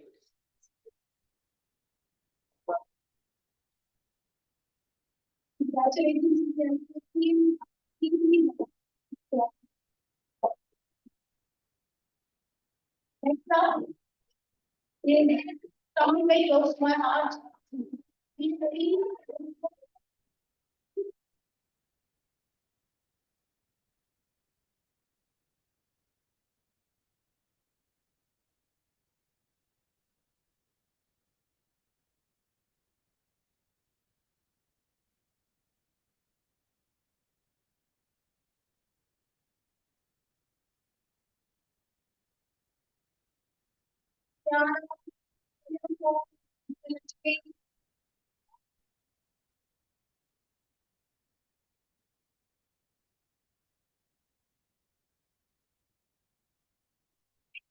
Safety, providing any guidance, values to those. Thank you very, very much.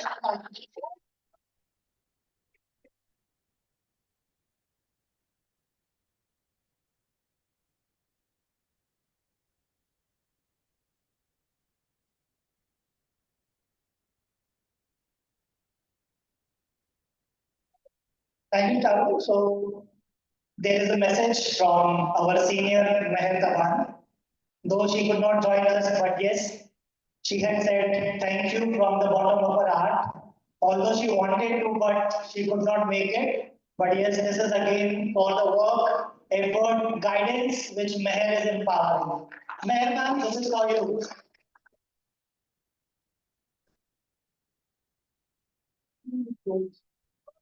Okay, next up, we have trailblazer titles. Let us please have on say that.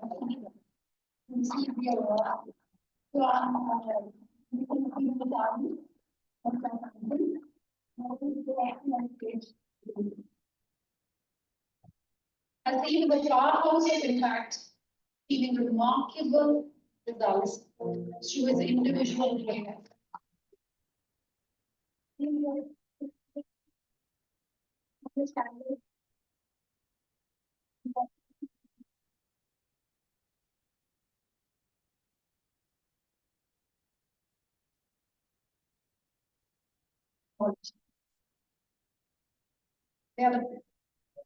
They equip our counselors with expertise and they conquer every challenge.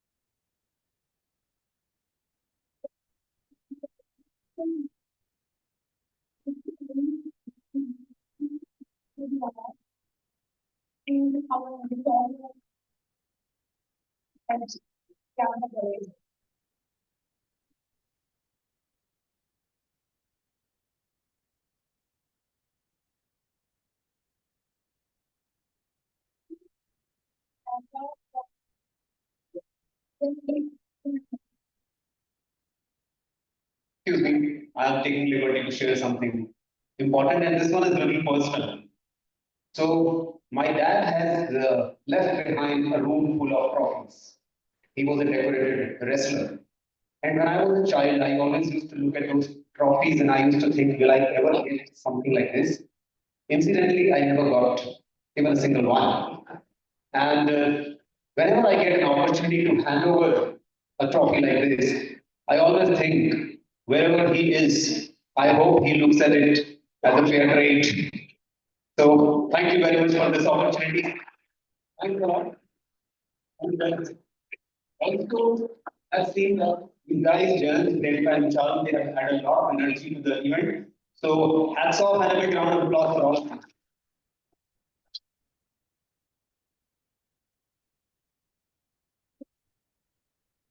Thank you so much for giving me this opportunity. Thank you, Lakshmi. Thank you, Charu. This wouldn't have been possible without Charu, as well as thanks to all my team members who are not here today, but I would like to dedicate this to them. It's because of their sheer hard work that we have received this. Thank you, guys.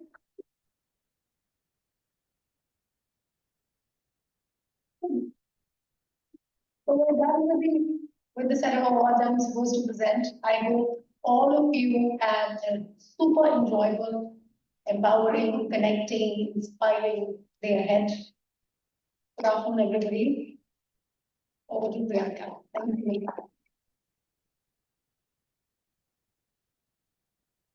Thank you so much, Arun. So now I would like to thank everyone in the room for having the patience and being such a lovely audience and participating equally with us. Thank you so much, everyone. So first, I would like to ask if any one of you would like to share a few words with us. Anybody, please? Yes, please.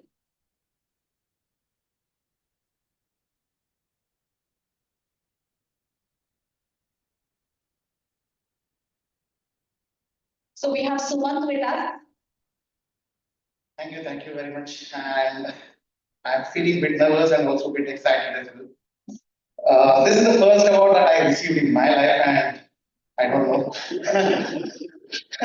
Every time when I was in school, I used to compete in all the sports, and every time I used to get disappointed without winning any trophies or anything.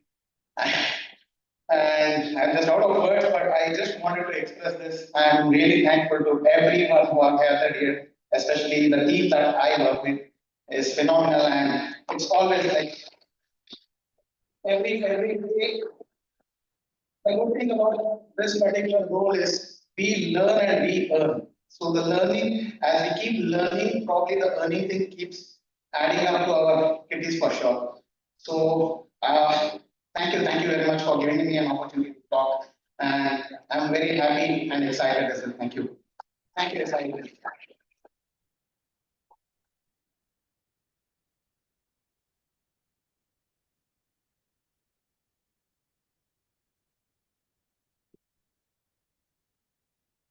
Do we have any more volunteers? Yes.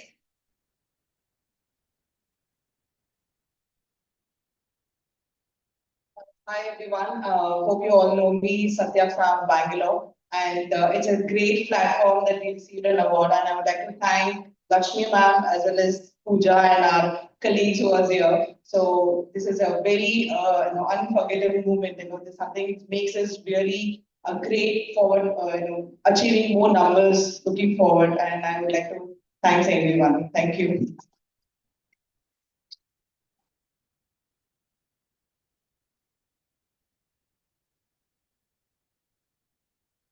We can just take a 5 minutes break and move on to the next session. Just 5 minutes break. Thank you.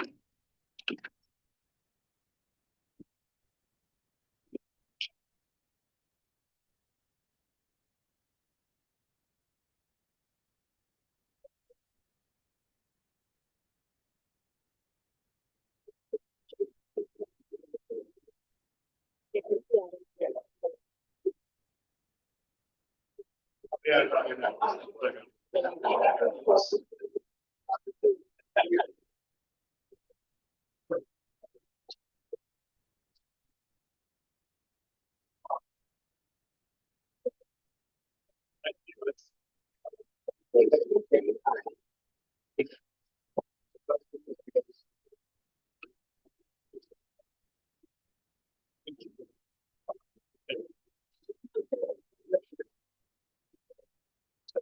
kind of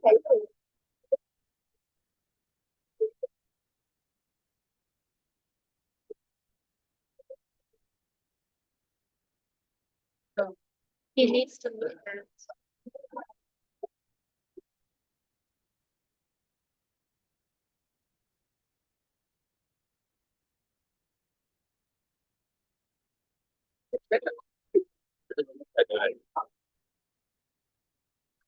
That's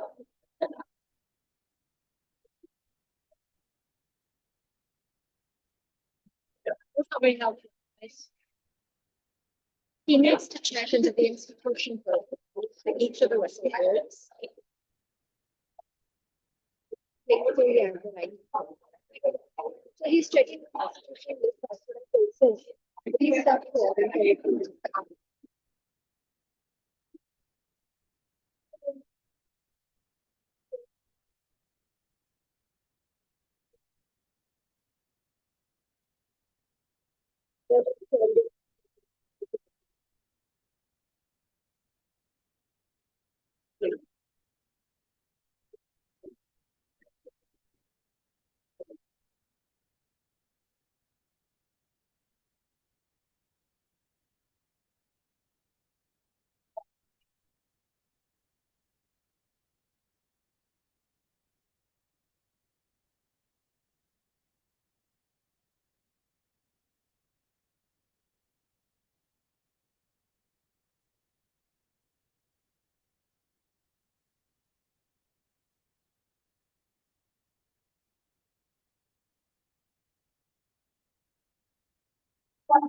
Never mind. I've written to the team.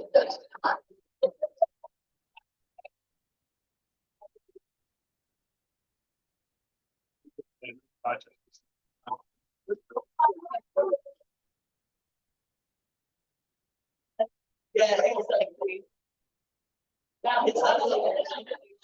Actually, there were many universities who doesn't thought that writing to them would be.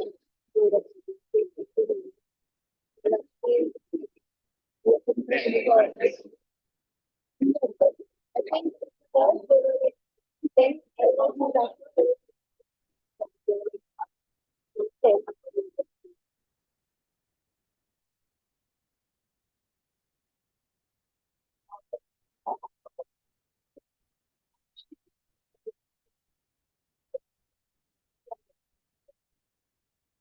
Yeah. They accept a single I'm sure.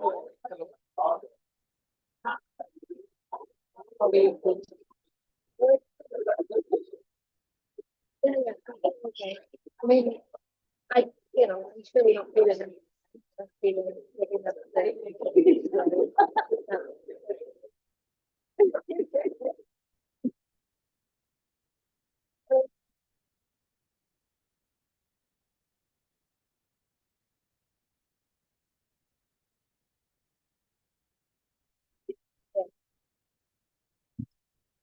And so,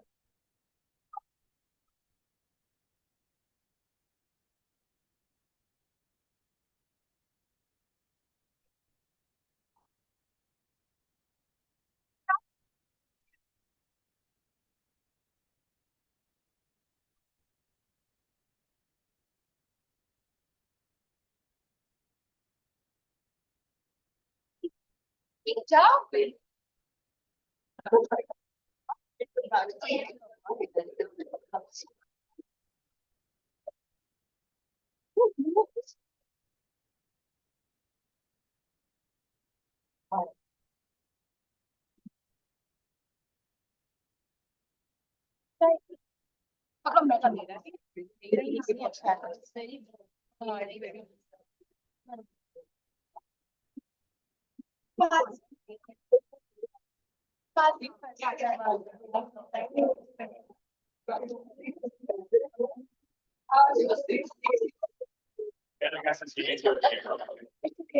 Things, right?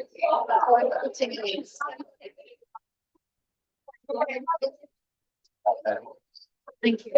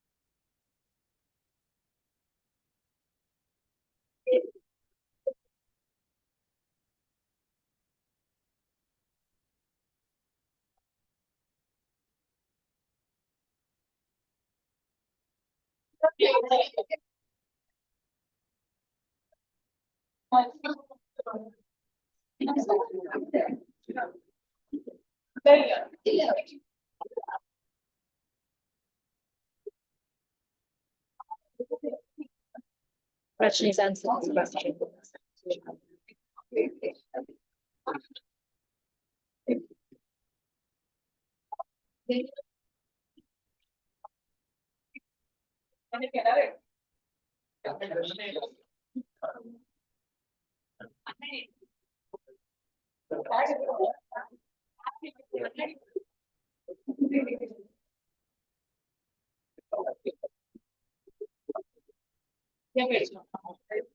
Yeah, I mean, it's the main thing is.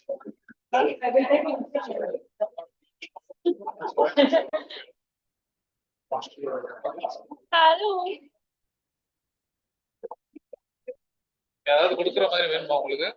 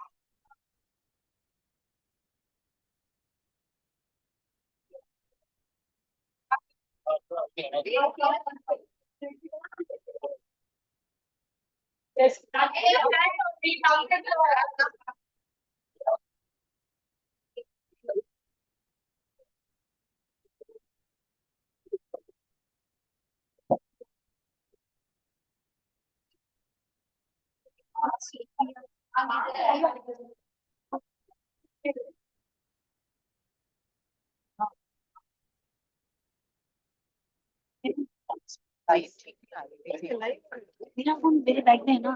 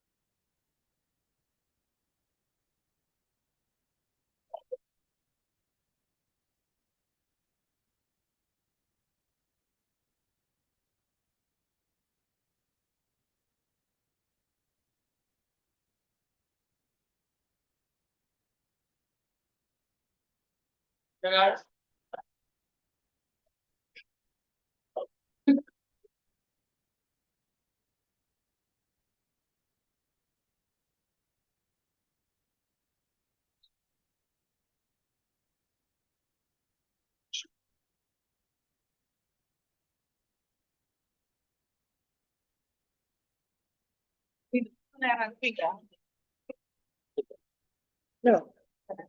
It's not in there, right? Yeah.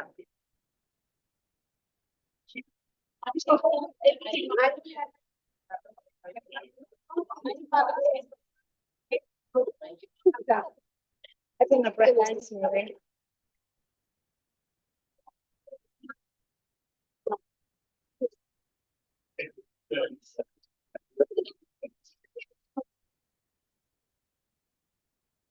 Saving them, right? You can go on.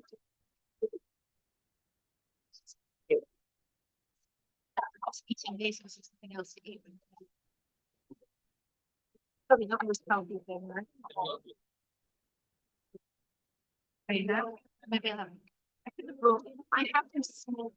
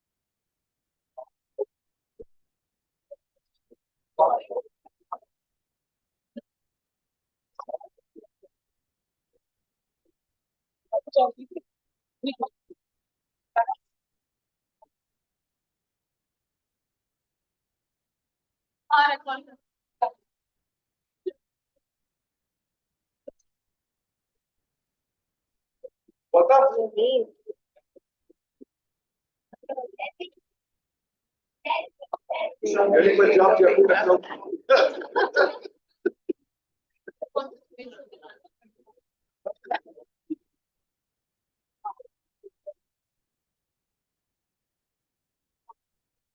Yeah, guys.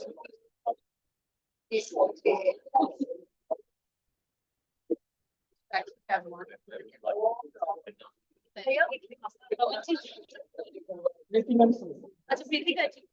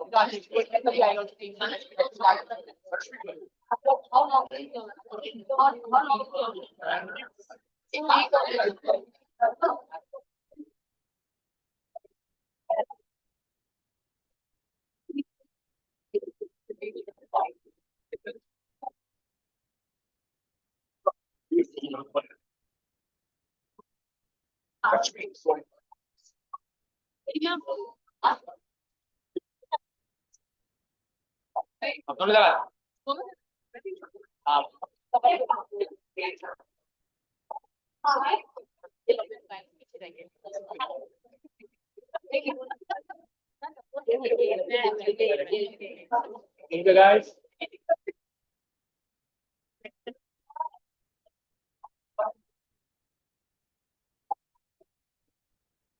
Thank you.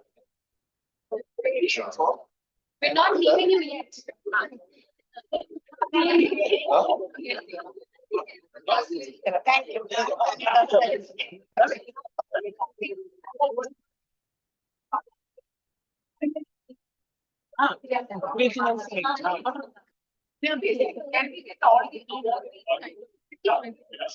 Venu,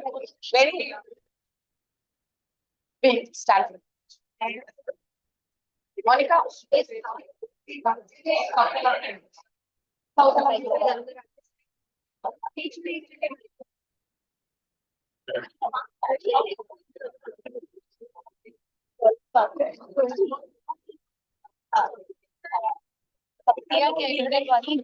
नहीं इसमें नहीं हुई फिर से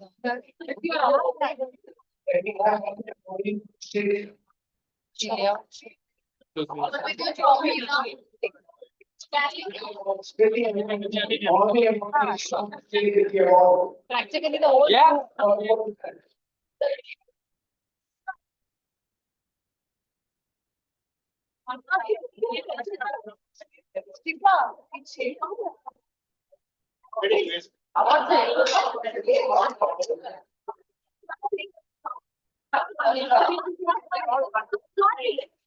Just an audio. I think this is the right.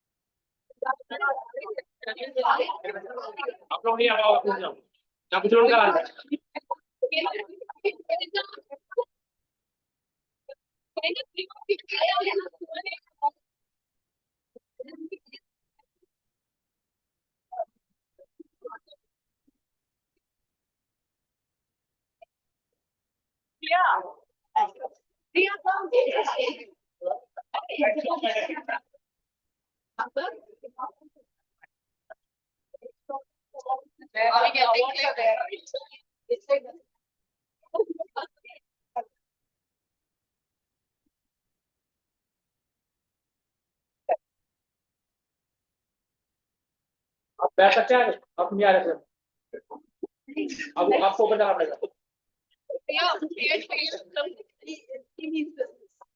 नहीं आ पा रहे आप लोग ओके लुक है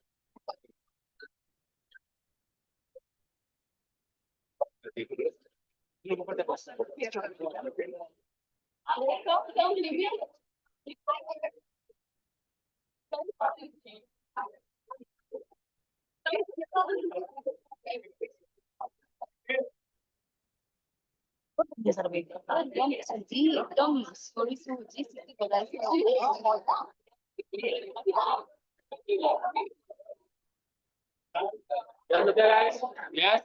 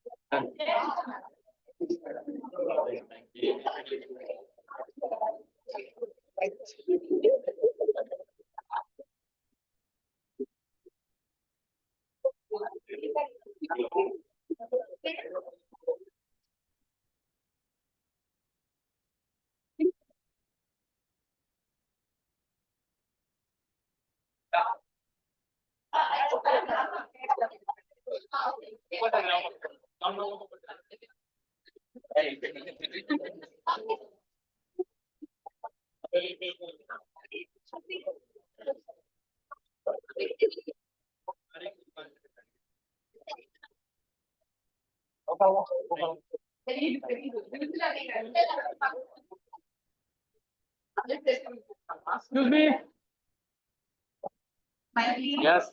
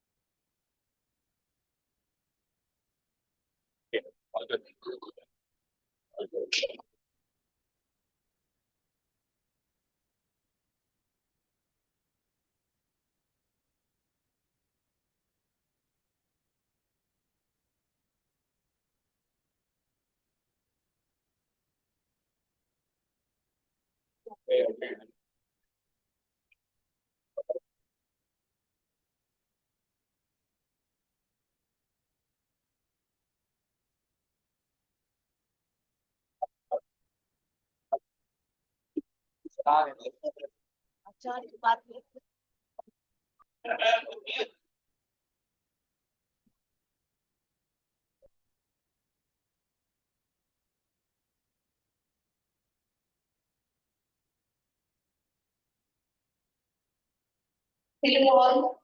Request you all to please settle down.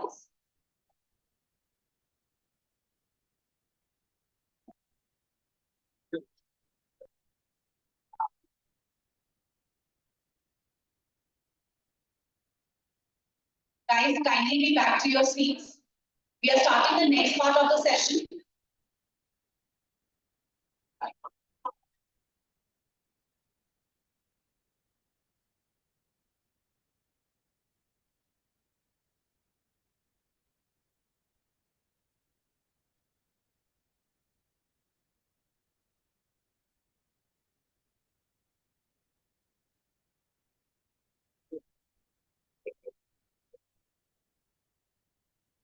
Kindly be seated.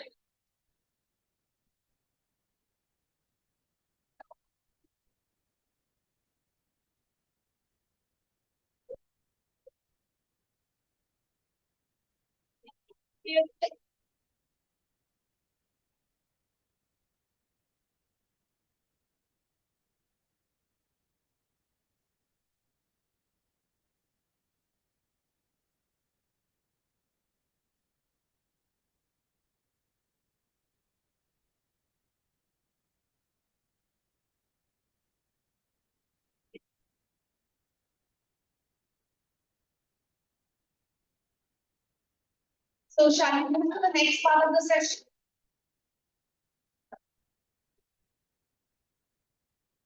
Are you guys with me? Yes.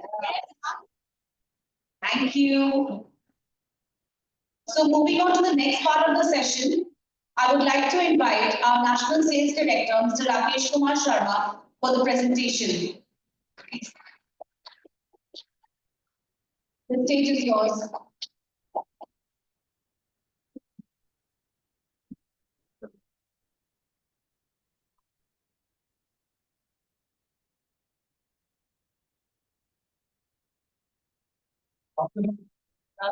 You're with me?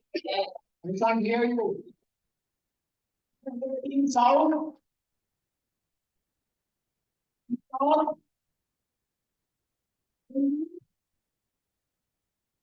Yes. Not loud. Yes, mind.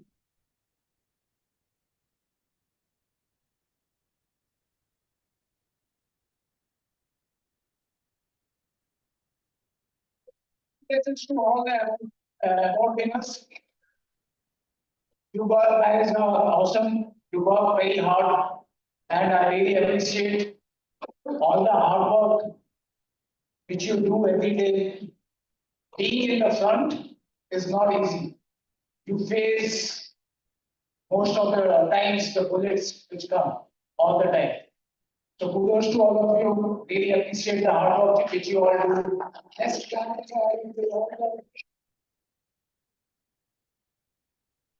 for all.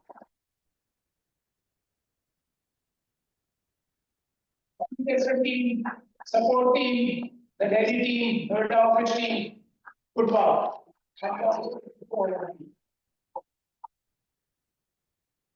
I have a tough task today. I've been told not to talk about sales and numbers. So I was told to talk about science and art, which I was never good in schools. But I will make an effort. But before I go into more detail, I would love to appreciate the art which most of our branch managers and counselors have, the art of counseling, which I'm also trying to learn. It's an art which is very rare, very precious, and we need to keep that art and make it more stronger, make it more beautiful.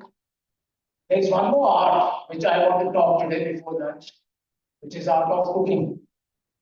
That is what Lakshmi has asked me to talk about, art of cooking.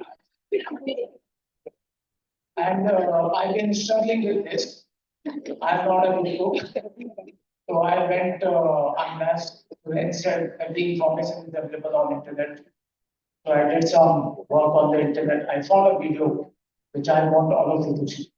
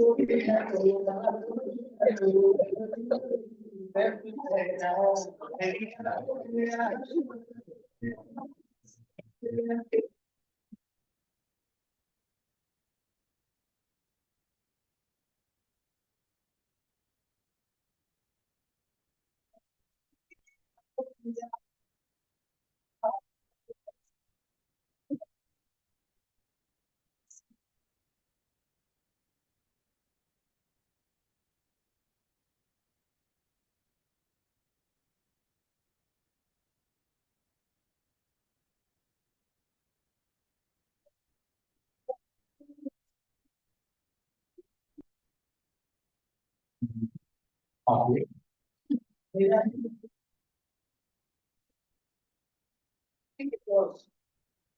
like it? Yes. Beautiful, delicious. Yeah. Okay. There's someone who says cooking is not an art.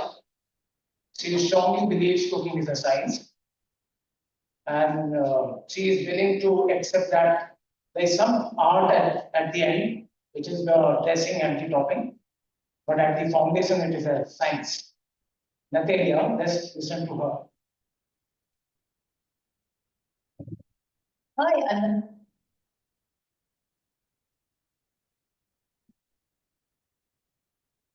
Natalie Schmidt. I've been working in the fish department for Metro for the last 7 years. Dealing with customers each and every day is the best thing about my job. Relationship is everything. I know exactly which customers are looking for quality and fish from sustainable fisheries. Customers want to know where the fish is coming from, so transparency is important. Today we have super fresh fish from Denmark. It was caught yesterday in the North Sea, and we are able to give full information through our traceability system. It transports the customer with one click right back to where the fish was caught. I am Raul, people of the PD 147 Enterprise. The fish you are buying was caught yesterday in the North Sea, sub-area 4. Places of flatfish, normally found on the bottom of the shelf. On average, we catch places that weigh between 300 grams and 1.5 kilograms. This one here is about 600 grams. Fish has developed new sustainable fishing practices. so-called clean rig, consisting of two live nets, which reduce impact on the seabed. Our nets are tailored with extra large meshes to minimize bycatch.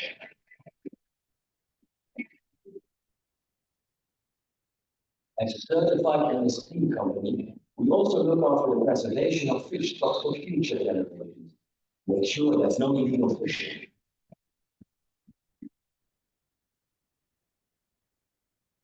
This we improve through independent organizations such as Satellite Applications Capital.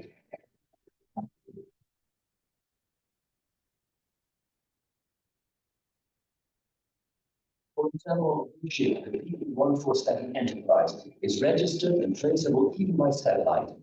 All this log-based information about the route, the fishing vessel, how and when it was caught, and many more is accessible for the customer.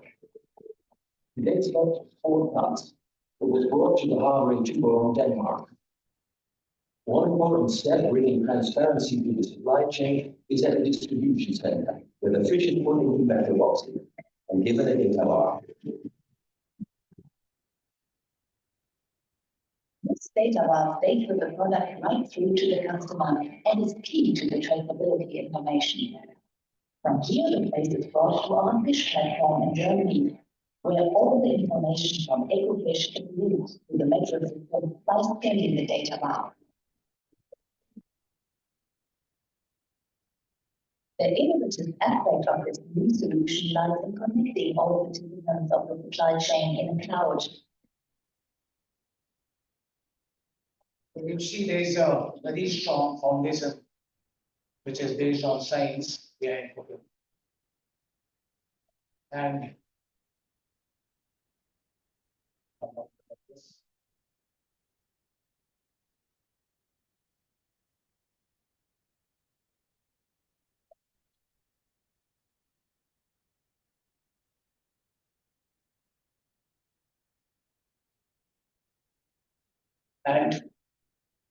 for the art of cooking to work, the science of cooking, the science behind the cooking is very important.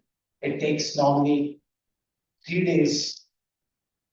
That is the shelf life of fish has from catch if you want to consume a healthy fish. The next time you are buying fish, you remember that it should be consumed within 3 days if it is refrigerated. That is the target which retailers have. Unfortunately, when you buy fish from local market, that's a big challenge. To look at that science, it's very important. So what is counseling? That is a question which comes in our mind. Is it art? Is it science? I think it's rugby, football. That's my learning as of now. How many of you agree with me? I don't see any hands, right? Let's look at a video which talks about art of football and how it is related with counseling.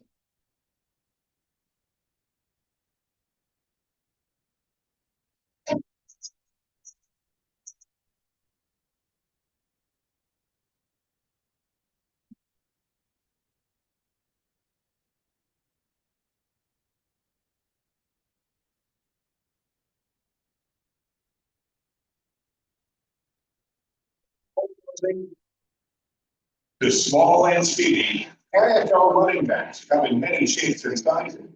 But to succeed in football, all running backs must excel at kinematics, a branch of classical mechanics that defines how objects move.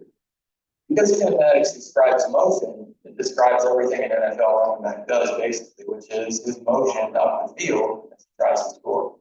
Kinematics uses 3 concepts to define motion: position, velocity, and acceleration. Position defines location in a space, such as the surface of a football field. Position would be the running back's location on the field, and he can change that in his motion. In this play, let's define the running back position where he takes the handoff. After executing the play, however, his new position is his opponent's end zone. the position relative to the goal line changes the set of options that the running back has in terms of the direction he chooses to run. A second kinematic concept is velocity, which describes both the direction and speed of the running back. In the NFL, one-way speed is measured as a player's time on a 40-yard dash. A long time ago, almost right 10 years ago, a 40-yard dash was 4.26. To help illustrate the concepts of kinematics, Deuce McAllister, all-time leading rusher for the New Orleans Saints, ran the 40-yard dash in front of a high-speed Phantom Cam. You want to stay low as possible while running with 40, particularly the first 10 yards. So it's literally like you're being shot out of a cannon. Using McAllister's personal best in the 40, 4.26 seconds, it's easy to calculate his speed. Divide the distance by the time to get his average speed, 9.39 yards per second, or 28.17 feet per second. To define the velocity, simply add a direction, 28.17 feet per second north. When we talk about speed, we're talking about the magnitude of velocity. And then its direction is dictated by where the running back goes. On the field, great speed is used in new techniques. When you have speed, you have very good speed. That 5-yard play for most backs becomes a 50-yard play. Also helpful is the ability to cut or suddenly change directions. That helps you make moves against the defender, that helps you stay free from getting tackled. Beyond position and velocity, the third kinematic concept is acceleration, which describes how fast speed is changing. You never know when you may need to hit that button, you know, first thing to accelerate that maximum speed. To understand acceleration, consider again McAllister's 40-yard dash. While his average speed is 28.17 feet per second, his instantaneous speed varies. He starts with 0 speed and then increases his speed or accelerates until he reaches a top speed. Listen.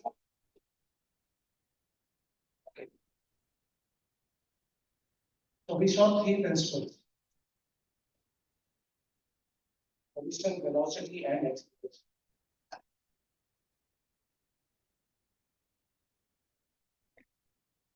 They can be related, and they are actually related with what we do. If you look at the position of branch manager, you have a position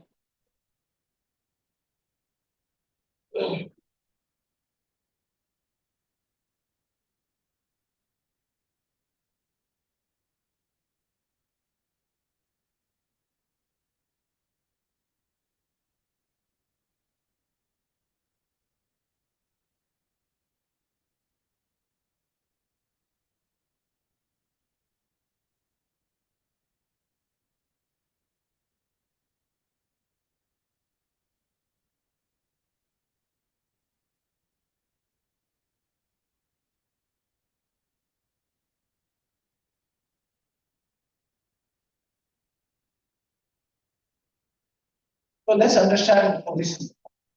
For a branch manager, position you play in the society, in the catchment, defines how well you are able to navigate the business environment in your catchment, in your city.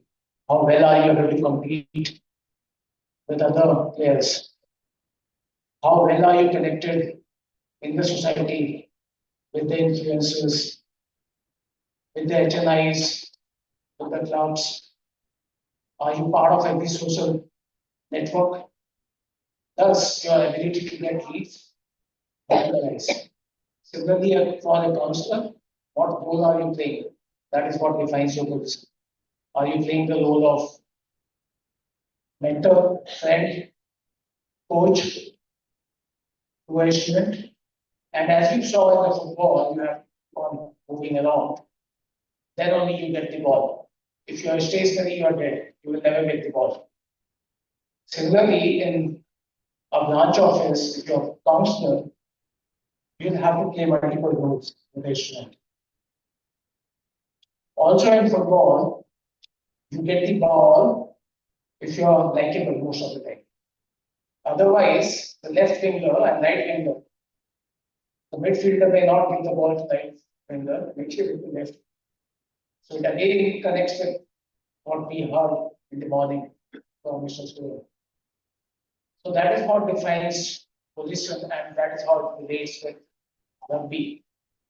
Always constantly on move and creating an opportunity for your teammate to give you the ball. Similarly adapting to situations, adapting to the needs of a student, what stage the student is at, and then giving him a solution which is tailored for him, conversation which is tailored for him, asking the right question based on the situation. And then how do you present the company? Are you inviting every student for a physical counseling session or the counseling is happening on telephone, which is a very easier thing to do but may not result into a successful counseling. And if you are using virtual counseling, are you keeping your cameras on? That is how you represent the company and are you using the backdrop, company backdrop. So that is what defines position and how that relates with rugby. Let's look at the second principle, which was velocity. How are the leads moving in the funnel in the pipeline? New lead to MQL at what rate? What is the speed? It has been seen the counselors who are able to move their leads faster are more successful.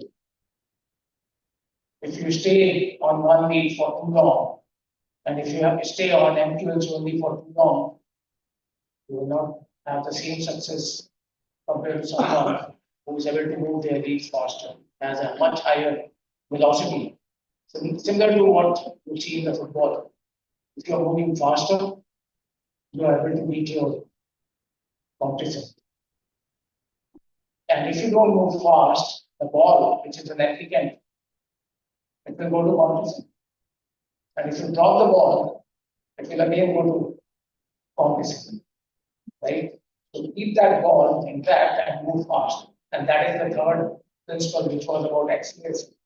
When you get a SQL or a hotkey, how fast can you move to FCI, which is similar to how fast can you run and shoot the goal.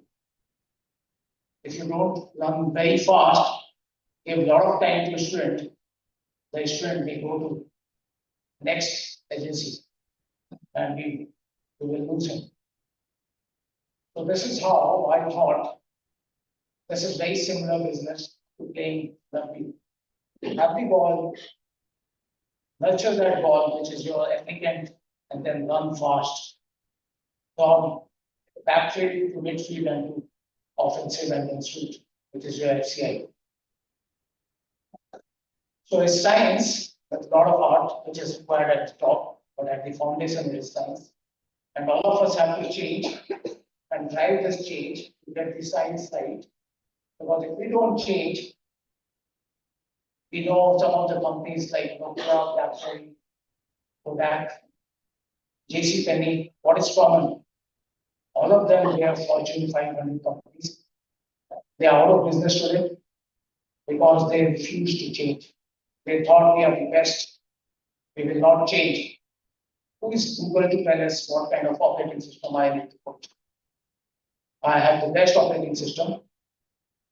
JCPenney did not change. A big retailer, bigger than Walmart at one point of time. They refused to change.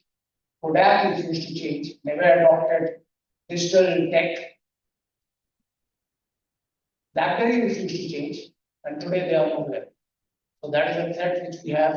We have to change and try the science of counseling as the foundation, and on top, your art of counseling, which all of you are very good at. Thank you.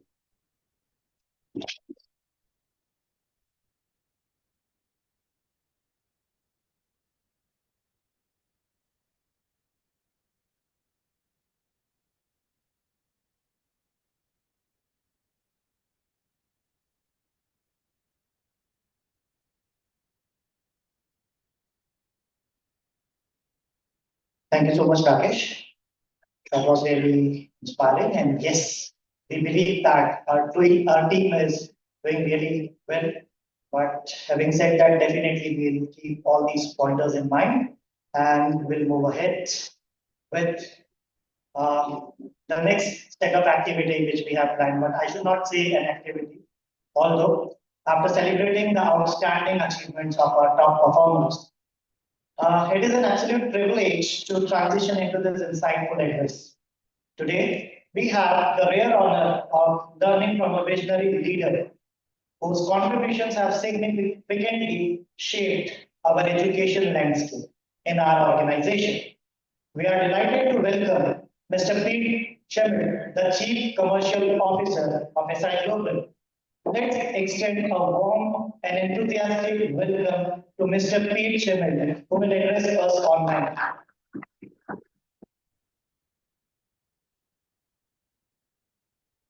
Hi, Pete, good morning.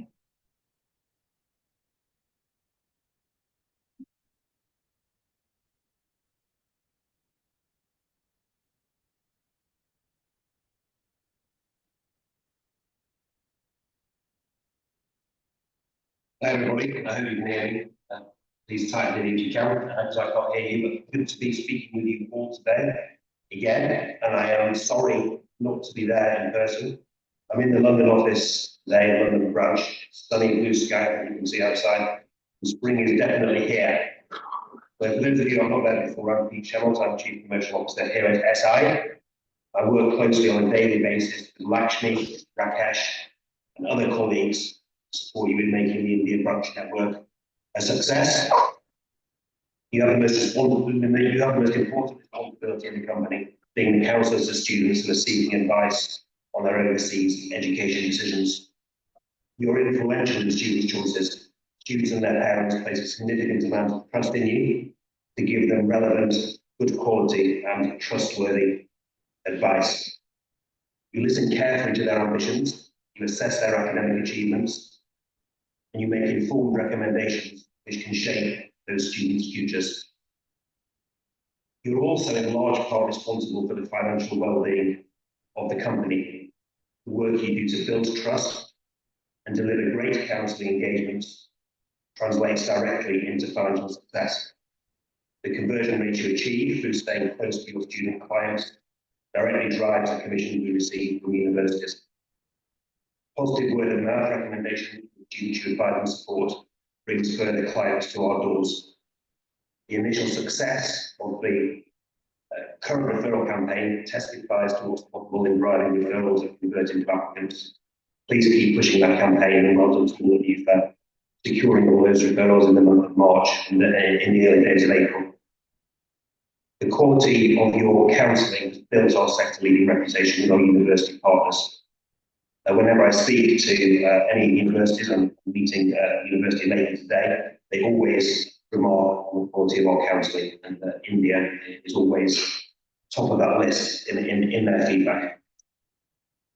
I also want to acknowledge that these are challenging times for Indian enrollments, and overall UK destination market, which we greatly rely on, has declined in the period since the change of regulations in January 2024 with a change of the regulations governing visas for dependents of international students. And that's obviously hit market numbers and it's brought challenges to the whole sector, and to us included.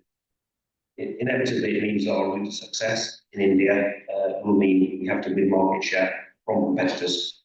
That's the way we have to grow. The market is not necessarily going to bounce back quickly, although I think it will grow over time. We're going to face these challenges for some time to come. There's also a lot of uncertainty in the wider world right now. But we are definitely in a sector that will continue to grow, and the demand for overseas education will continue to rise into the future.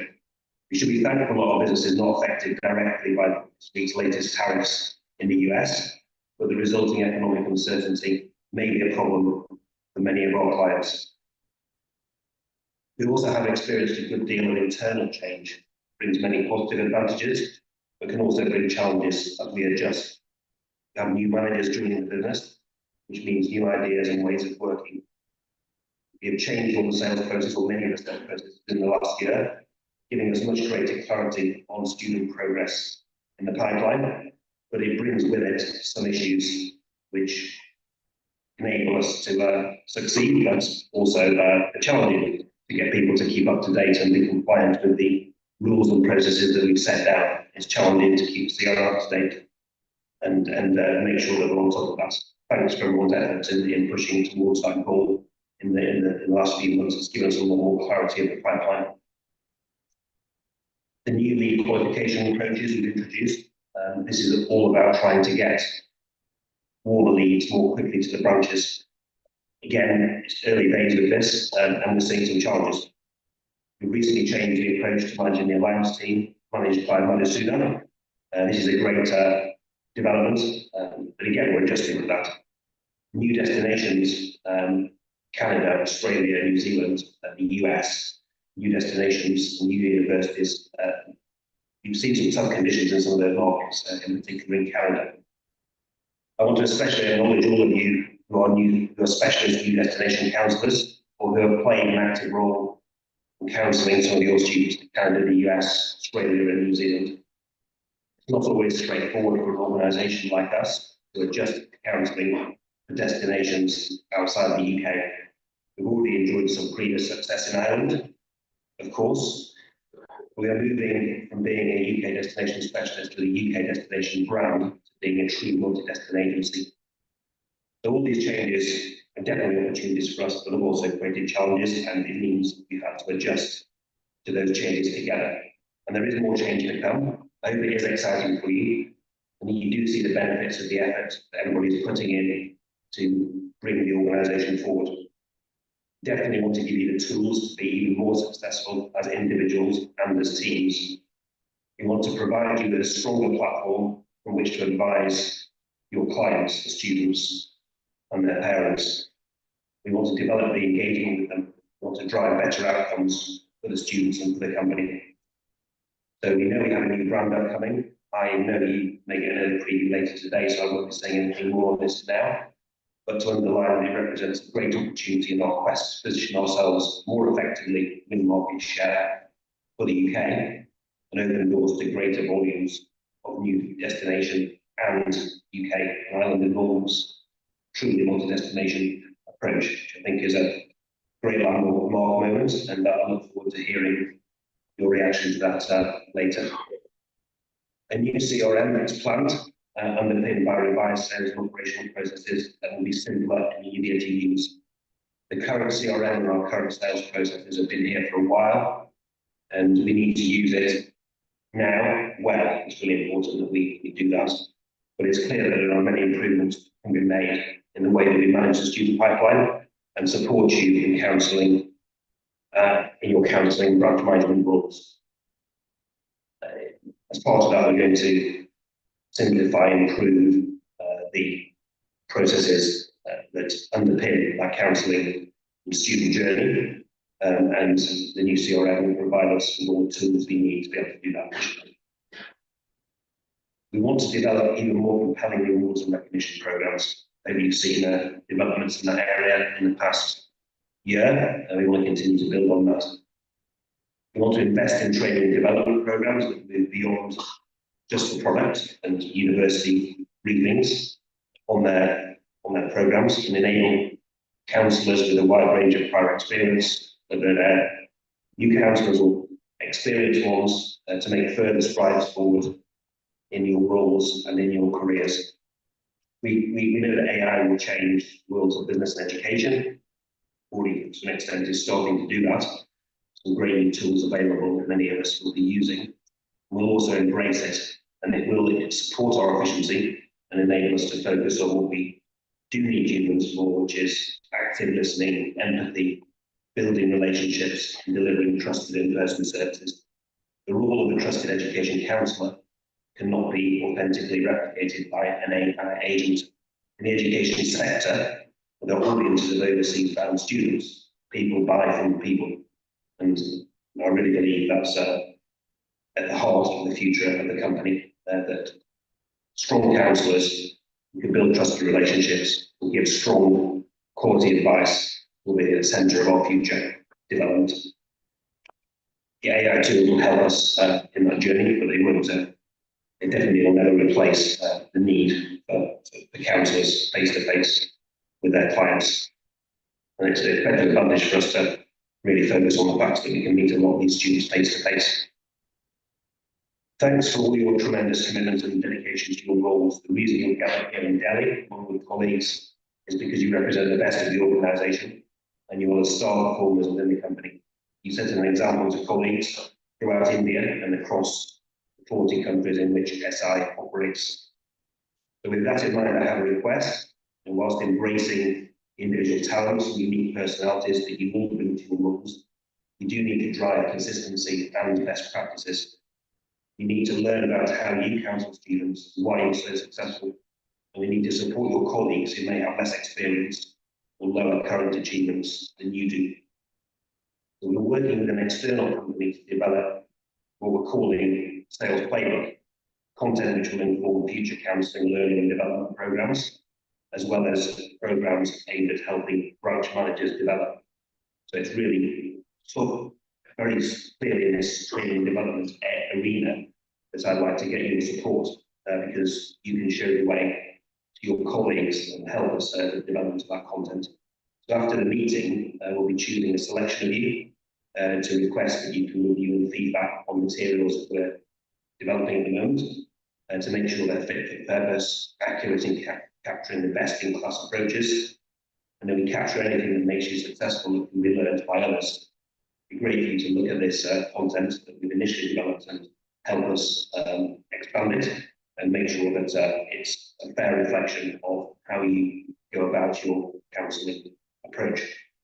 You're the leaders in our branch network, and we'd like to get your support in defining what counselling and branch management excellence looks like. So I'll be in touch with you about this in the coming days. Enjoy the rest of the meeting. I'll be cheering you on from a distance, and I hope to see many of you again in India soon. Thanks for your time.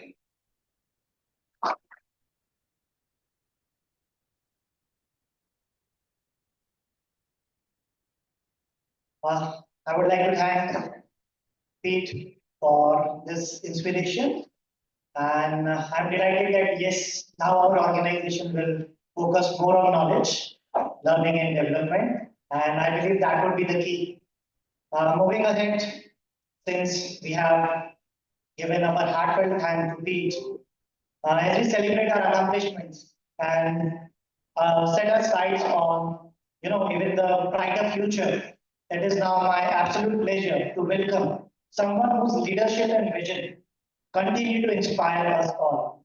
Ladies and gentlemen, please join me in welcoming Steve Vincent, Chief People Officer at SI Development, to deliver the celebrating success and looking ahead in now. Steve, please.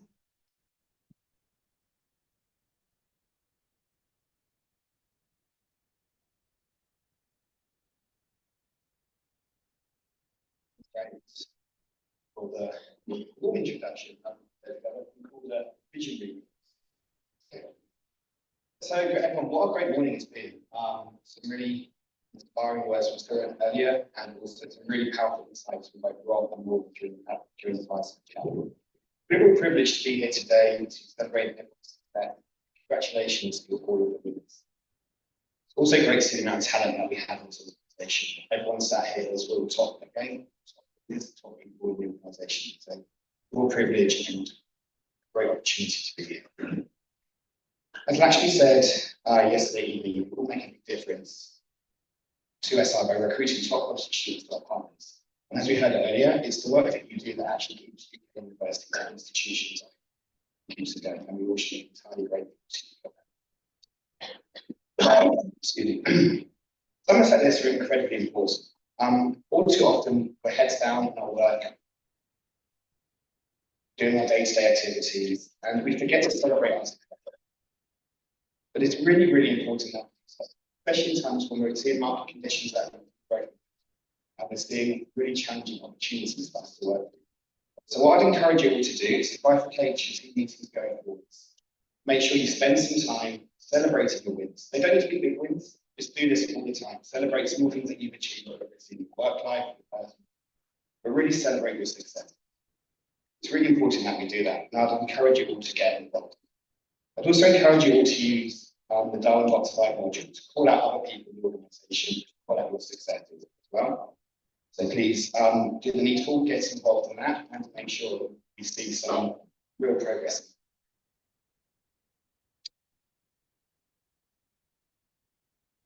In the coming weeks, we're also going to be launching, as Pete mentioned, a new employee recognition program. This will be real-time peer-to-peer, so again, encourage you all to get involved in that. Call each other out, celebrate your successes, and really recognise what each and every one of you is doing to this business. The other thing Pete mentioned was about training, learning, and development. So building upon the great work that Siobhan and the team have already done, we're investing heavily in this area for the rest of this year. And so what we've been doing from a people team side, we've been standing up and recruiting additional talent to work alongside and with trainers even that we already have to help you all develop additional skills as well as the great product training.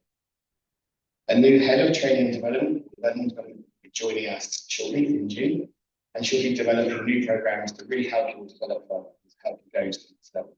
We've heard a number of times the world of work is changing, the world of the council is changing, so it's vitally important we stay on top of that. And we equip you to be able to be successful in this changing climate. So once again, congratulations to all our winners. Thank you all for everything that you do, and look forward to seeing and hearing about everyone's future successes. Also aware that I'm standing here between you and lunch, so I will probably wrap it up there. Let you enjoy your lunch, and thank you all. Thanks.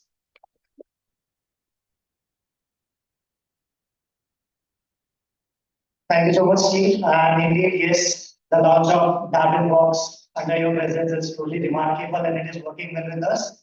And we are really looking forward to have more and more encouragement along with knowledge. Before we get ourselves to the deliciousness which is waiting for all of us, we would like to thank our sponsors, like Leicester University on campus, University of Southampton, University of Birmingham, Flywire, Credit, University of Central Lancashire, University of Nottingham, University of Glasgow, last but not the least, IDFC Postbank. This is a gentle reminder that yes, we need to come back after this networking and deliciousness at 2:30 p.m. Thank you so much. Looking forward to see you all again at 2:30.